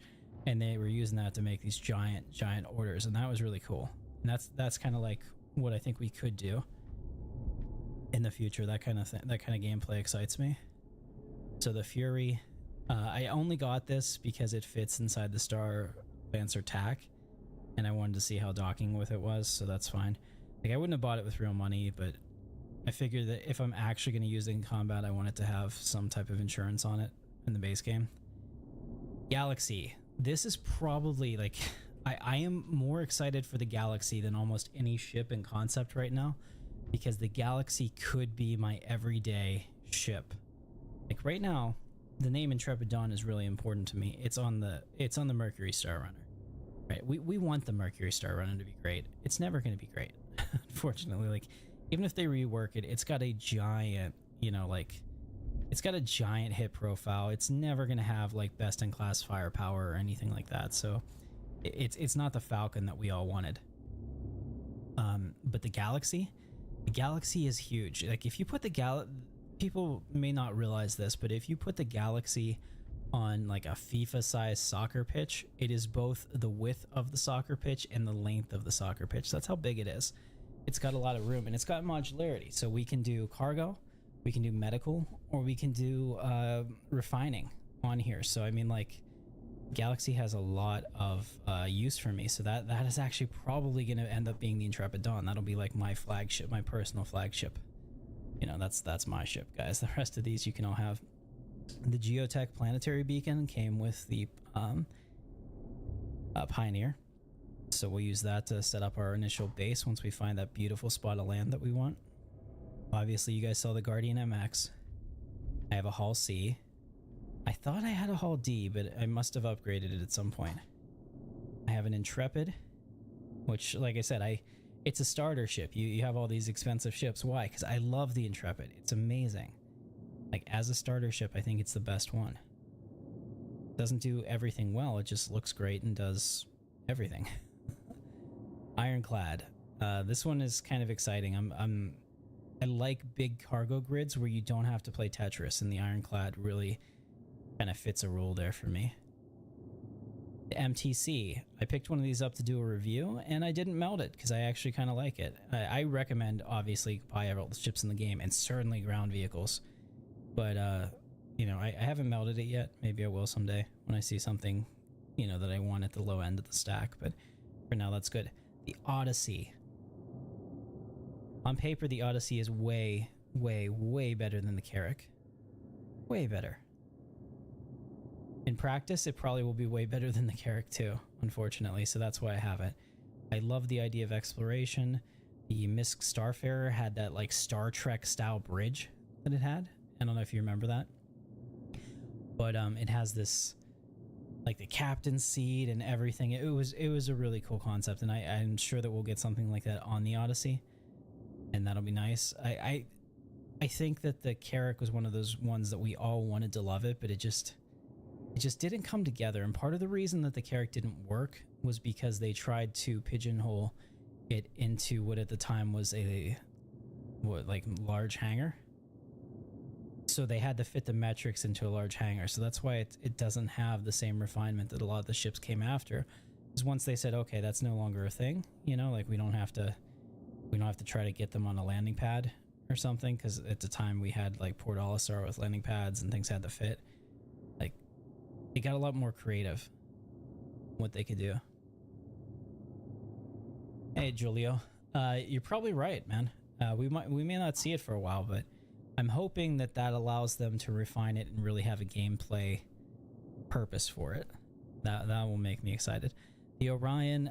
This is a giant mining capital ship. I have no idea if or when we will see it in game. I don't think it's a priority for them to have this ship done in that gameplay for 1.0. So we have one, and we can use it as an org but you know, who knows. The Perseus. This is kind of like a Corvette gunship, right? So it's like the little brother of the Polaris that hits harder. There's got to be some trade-offs there. I mean, obviously it doesn't have a docking bay or anything, but this will be kind of fun. This will be part of like that Intrepid, part of the Intrepid Space Command.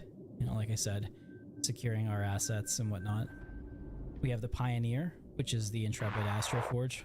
We'll be building buildings and practically anything that you can construct in this thing. From what they've shown in CitizenCon, I am probably more excited about the Pioneer than anything else, because all of the other big ships are all like, let's go fight and fuck somebody up, right?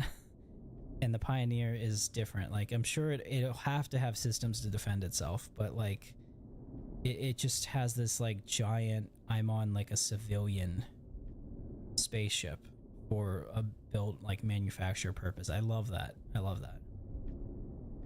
Polaris, as we saw today, you know, great ship, but I don't really, there's nothing for me to do with that ship right now, so it'll be more like protecting us. I have a prospector. I only have one. We'll get more in game, but like this will be probably the bulk of our mining fleet. Lots of prospectors with the expanses, you know, like supporting them, and then a bigger ship, maybe like the Ironclad or something, is like a base. It'll be a lot of fun. PTVs, I don't think I actually paid for these. I think that these were maybe like subscriber rewards back in the day. Be curious about that. I don't even think I can melt them if I wanted to. I picked up the raft. I had one in my buyback because with the new changes they made to it, the raft is amazing. Like if you're gonna solo cargo, do the raft. Sorry, if you're just joining us, the reason we're going over this is because I'm dead and I'm waiting to be rescued. So I have a rock. I think it's because I picked it up as an LTI lifetime insurance token. I've never used it. I've heard bad things about it, but you know what? I should take it out myself before I allow anyone to tell me what's up. Saber Raven, most rare ship in the game outside of a referral ship that only a couple people have. You can only get this with the Intel 3D memory technology. I can't remember what it was called, but there was a little voucher in there for this ship, and it's sexy. They've obviously made variants now of other sabers, so it's not like the shape isn't that unique anymore, but it has the quantum interdiction, or not quantum interdiction. It has a EMP pulse weapon, but it doesn't have a lot of firepower. It is stealthy. I'm sure that there'll be some rule for it, but it's more of just a garage queen. And of all the things I bought in Star Citizen, that drive lasted like 5 years before it died, so I think that this was probably the best purchase I ever made. We have the Scorpius, as we saw earlier in the stream. That's the X-Wing. I have a Starlancer TAC. I did have a Starlancer Max. I upgraded it to a Starlancer attack because I expect to, in the future, get the Starlancer build. And I think that the build will be the most expensive one of them all, for sure. So this will allow me to, like, absorb the cost more easily as we get into that. Plus, I mean, like, as a YouTuber, obviously I want to do reviews on it. So, Starlancer TAC. Fun chip. You know, Jorgie and I were trying it out on one of the streams, and I do have 2 medevacs because you can use these as respawn points inside of some of the other ships they fit in. I love them. They're LTI. Totally worth it for me. And obviously a vulture for salvage gameplay. So that's my current fleet. Yeah, if you add it all up, it's kind of expensive. We're very, very close to hitting 10k on spend. You traded in your Starlancer Max for an Ironclad? Well, that makes sense too. Like, I'm really excited about the Ironclad. I mean, that's one of the ones I think they can go pretty well with. You're finally getting your ship. Okay, I was gonna ask where you are. You can kind of see my body over here, guys. This is what we're dealing with right now. I'm waiting for TK to come save me. It'll be kind of fun. So the Hull C, I have like, I can't wait to use the Hull C, but I won't do it in the current gameplay. It's all broken. But that's total cargo freedom, you know. Like, it's on such a different level. Everything else we're talking about 500 SCU, 1000 SCU, and then And this bad boy shows up and it's just like, oh yeah, 4,600 SCU. Like it's just completely changes the game. And like there's no Tetris on this. You just put your cargo and go. Completely different stratosphere. Oh yeah, 100%. And I hope that they do it. I'm thinking that when they introduce Levski, which I'm hoping is by the end of the year, fingers crossed, that's like one of the Citizen Con reveals. I'm thinking. Yeah, when they do that, I think we'll be good. So that's cool.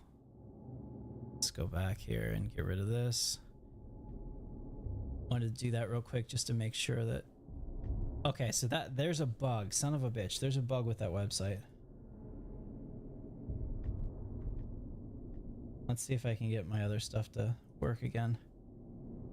Yeah, so apparently if you back out into your hangar from that, it freezes Chrome. Because that's what happened the first time. Now Chrome is frozen again for me.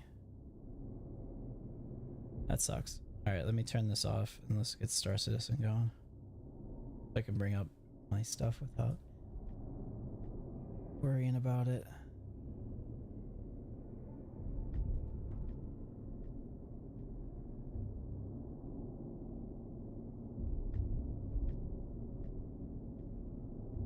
Alright, 1 second. I gotta get back into the live stream so I can see it. But I do have to say, you guys are all chads for being here. There's a lot of people that stream Star Citizen. A lot of them are negative pieces of shit. And I'm happy that you chose positivity. Or at least objective reality.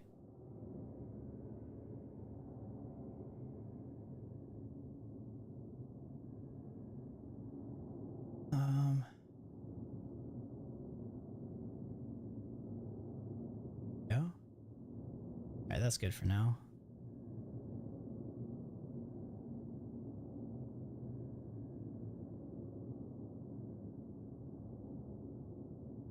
Yeah, I think that... I think it's pretty likely that we'll get Nyx by the end of the year. I mean, they have enough people working on it. I understand that Squadron 42 has always been the priority, and it's one of those things that, like, people often ask me, especially if I put out a video about how much I like Star Citizen. They're like, how do you deal with the delays? And it's like, well, it's been hard. You know, it's not like any of us think that, you know, everything's going great. But when I saw that vertical slice of Star Citizen or Squadron 42 last year, and you see like how much that they put into that, my God, it's like, yeah, this is what they've been working on, you know. And Todd Pappy tried to tell us during all of his you know, his Star Citizen lives where he'd answer questions from Jared back when he was the director of the PU. He'd be like, well, I don't have the resources to do that. I'd like to get the resources for that. So that's going to be like a future thing. And it would just like grind all of our gears, right? Because we're like, shit, what? Get it? You know, but it's like, no, they're all working on Squadron 42. And what's really cool is that now that those game developers have shifted over to the PU, man, the patches this year are just amazing and getting better. So...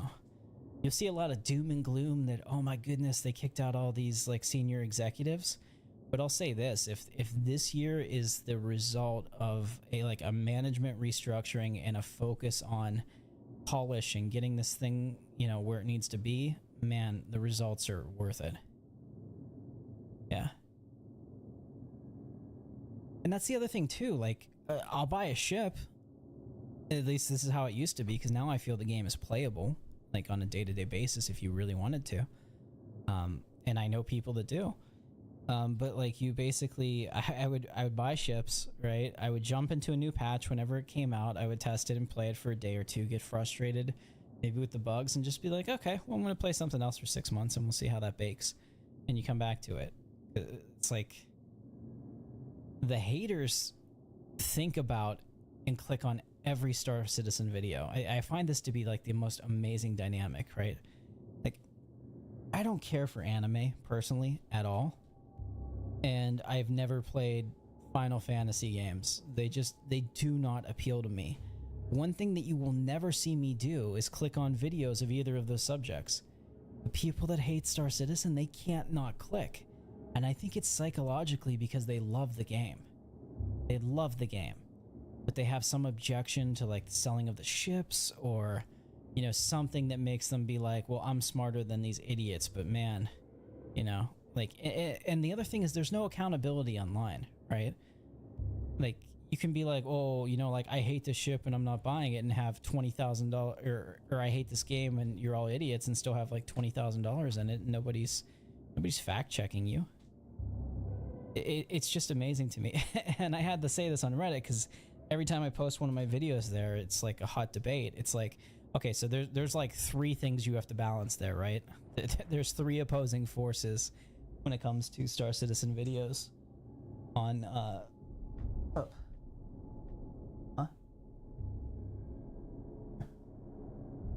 Thank you, hon. Sorry, my wife came back. There's like 3 opposing forces, right? So there's the White Knights, which if I'm honest, I'm one of them. You know, I'm very high on the project. So the White Knights love the project, and if you bash Star Citizen in any way, or that they think is potentially bashing CIG, you get in trouble. So like my video Star Citizen as a PvP problem actually got some backlash from my own community that are like, what are you doing? You know it's not finished. I'm like, yeah, but they're marketing it as a live service game right now to people. There's advertising going on YouTube constantly, and when people come in and they don't have a good experience with it, you're just creating more haters. So it's a topic we can talk about. But I was upset because like a lot of people were like tearing me down, like, you're being disingenuous, you know, like that's not the game plan. It's like, yeah, I think we can talk about both, right? And then I put out a video where so that's it. So like, you have the White Knights, you have the haters who will hate you no matter what you do on that, and then you have the fellow YouTubers, and this is another problem on Reddit, where they're all insanely jealous of each other's success. So you know, you will immediately post a video from YouTube on the Star Citizen Reddit, even if it's a great one, and unless you're like a super well-known creator like Board or somebody, you'll immediately get like 10 downvotes within the first 5 minutes, because as soon as another YouTube person sees it, they're going to downvote that video. It's crazy. There's just like so much jealousy and pecking at each other. So it's funny. You just have to have thick skin to jump into it, and I don't really care about the noise, and I can be a total asshole in the comments too. Like, yeah. So there's like 3 angles there. You kind of juggle them all, right? And then it's like I told somebody else, I'm like, when I post a video that's like critical of CIG for something that they do, I'm a hater. Whenever I post a video like why I backed, or do I regret backing Star Citizen, and the answer is no, I'm a shill. You know. And whenever I post a video on YouTube, or on one of my YouTube videos on Reddit, I'm trying to cash grab views. So I mean, like, no matter what it is, it's always something, right? So you just have to kind of run with it.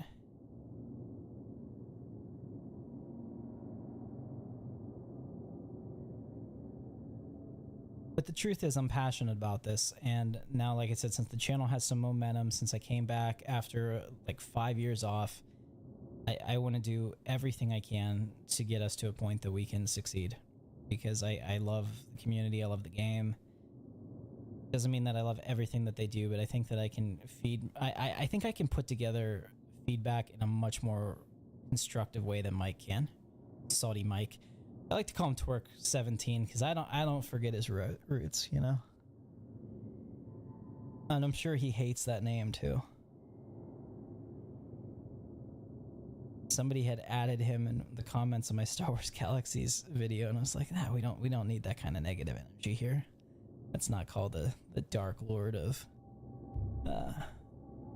negativity. Where are you at, TK? What are we doing? Actually, I would be able to see you if I could actually... If I could see... I could see your pip. But I don't think I can. Oh. Shit, there are 2 people... You're gonna have to gun me from cover, because there's 2 people... Look at this. Right here. Looking right at me. That red dot on his face is actually like terrifying, especially because it killed me. Now imagine like a security mech bot with that, like in this kind of setting. They do really well building out like atmospheres here. You can kind of hear a little bit of this, but there's other places that have like pipes creaking and that industrial thing and are a lot darker. And it's that immersion that always keeps me back, Star Citizen. But this is my favorite armor set right now. It's the Inquisitor armor with this like silver thing, and then my white helmet and the blue undersuit. Like I freaking love this.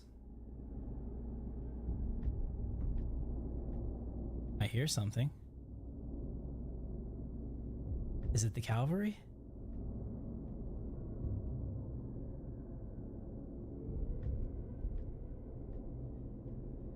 I can hear something, either like shooting or walking, but I definitely hear something.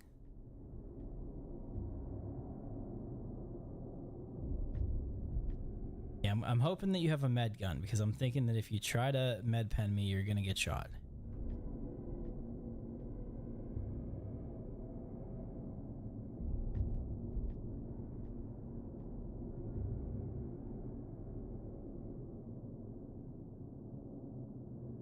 I can't move my head, can I? No. Okay, so there's an arrow moving over there. That looks like that's probably you. That's good.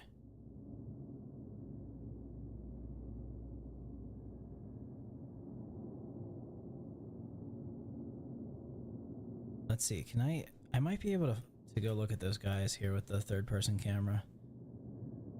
A lot of PvPers think that this is an exploit, but I mean, for us Star Citizen content creators, it's pretty cool, actually. Yeah, those are my assailants. You're right, Gogo. I did not see these dudes at all. Look at that. But I'd kill a bunch of them. I don't think they're happy about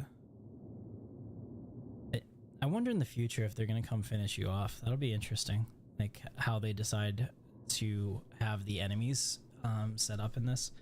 If they're just gonna come over and, you know, or maybe even take you captive. That would be interesting too. So part of it is that they were talking before about the bounty system, and like when you capture somebody, that you never want to restrict somebody in the game like that, because once you do it, they immediately log off because they've lost their character agency. So it'll be interesting to see if, like, when the bounty hunting 2.0 comes out and we put them in like the freezing pods, if that's the exact point that they end up in prison, or however that's going to work, so that they can do stuff with their character again and not log off. And then if you're just like essentially transporting a husk, or if they're actually going to be, if they have the balls to put somebody into this kind of scenario that their friend has to rescue them, or they're at the mercy of that. See, it could be exploited, because let's say let's say there's a bounty on your head and I capture you, right? But I don't turn you into the security office. I just leave you in my ship or whatever. You're kind of screwed. So I mean, clearly they will have thought about that, or will have to think about that and what they want to do. But that's always like one of the things that I think about, like on a high level, like how does that work? It'd be kind of fun. TK, you got an ETA for me here?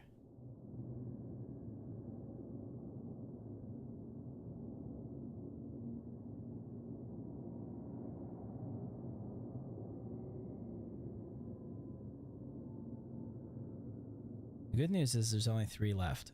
So if you come here and you have a quick gun and a quick wit, you'll probably get it. They took out your C1? Oh man. Okay, well, I apologize, everybody.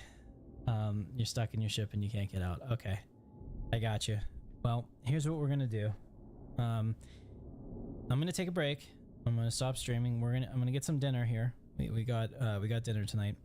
I'm gonna eat that, and we're gonna come back at like, let's say 10:30 Eastern. So that's 2.5 hours from now, and I'm gonna do a stream on the new 4.2. And I'm gonna jump into the PTU, and I'm gonna go try to find some big storms and some radiation storms and see what that does. I want to experience that, and I think that'll be a lot of fun. So if you're interested in diving into the new patch with me and seeing some of the stuff that's coming, I'll see you in about 2.5 hours. If not, there are 500 videos on this channel, and I hope that you enjoy something and you can find something to watch. Thanks for watching. Guys, if you enjoyed the stream, even with me sitting here talking like an idiot for the last 30 minutes, and hit that thumbs up, super appreciated. And consider joining the captain's crew. You're the best. Thanks for watching. Let's play that outro song. It's like literally my favorite thing that I've made in the last long time. Here we go.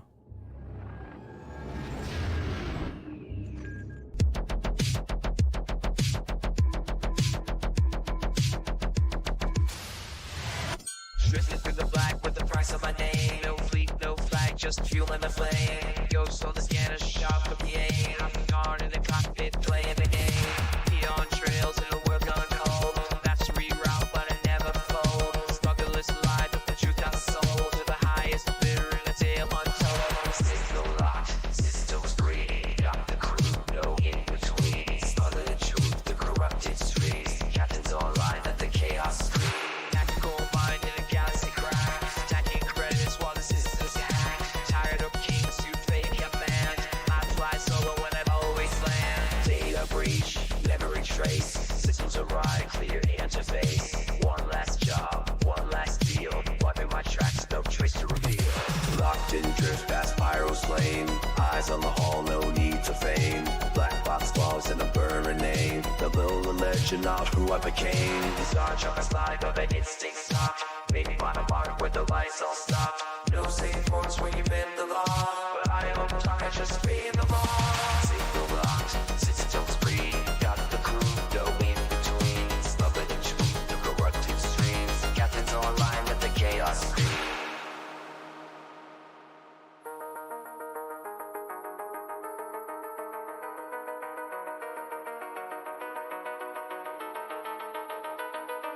They call me myth, they call me ghost. Just the pain on which bridge I post. See fleets fall, her empires cry, and I still walk where your heroes die. On online, silence breaks. Run your scans, track my weights. I don't hide, I just evade. Cause legends move in a different shade.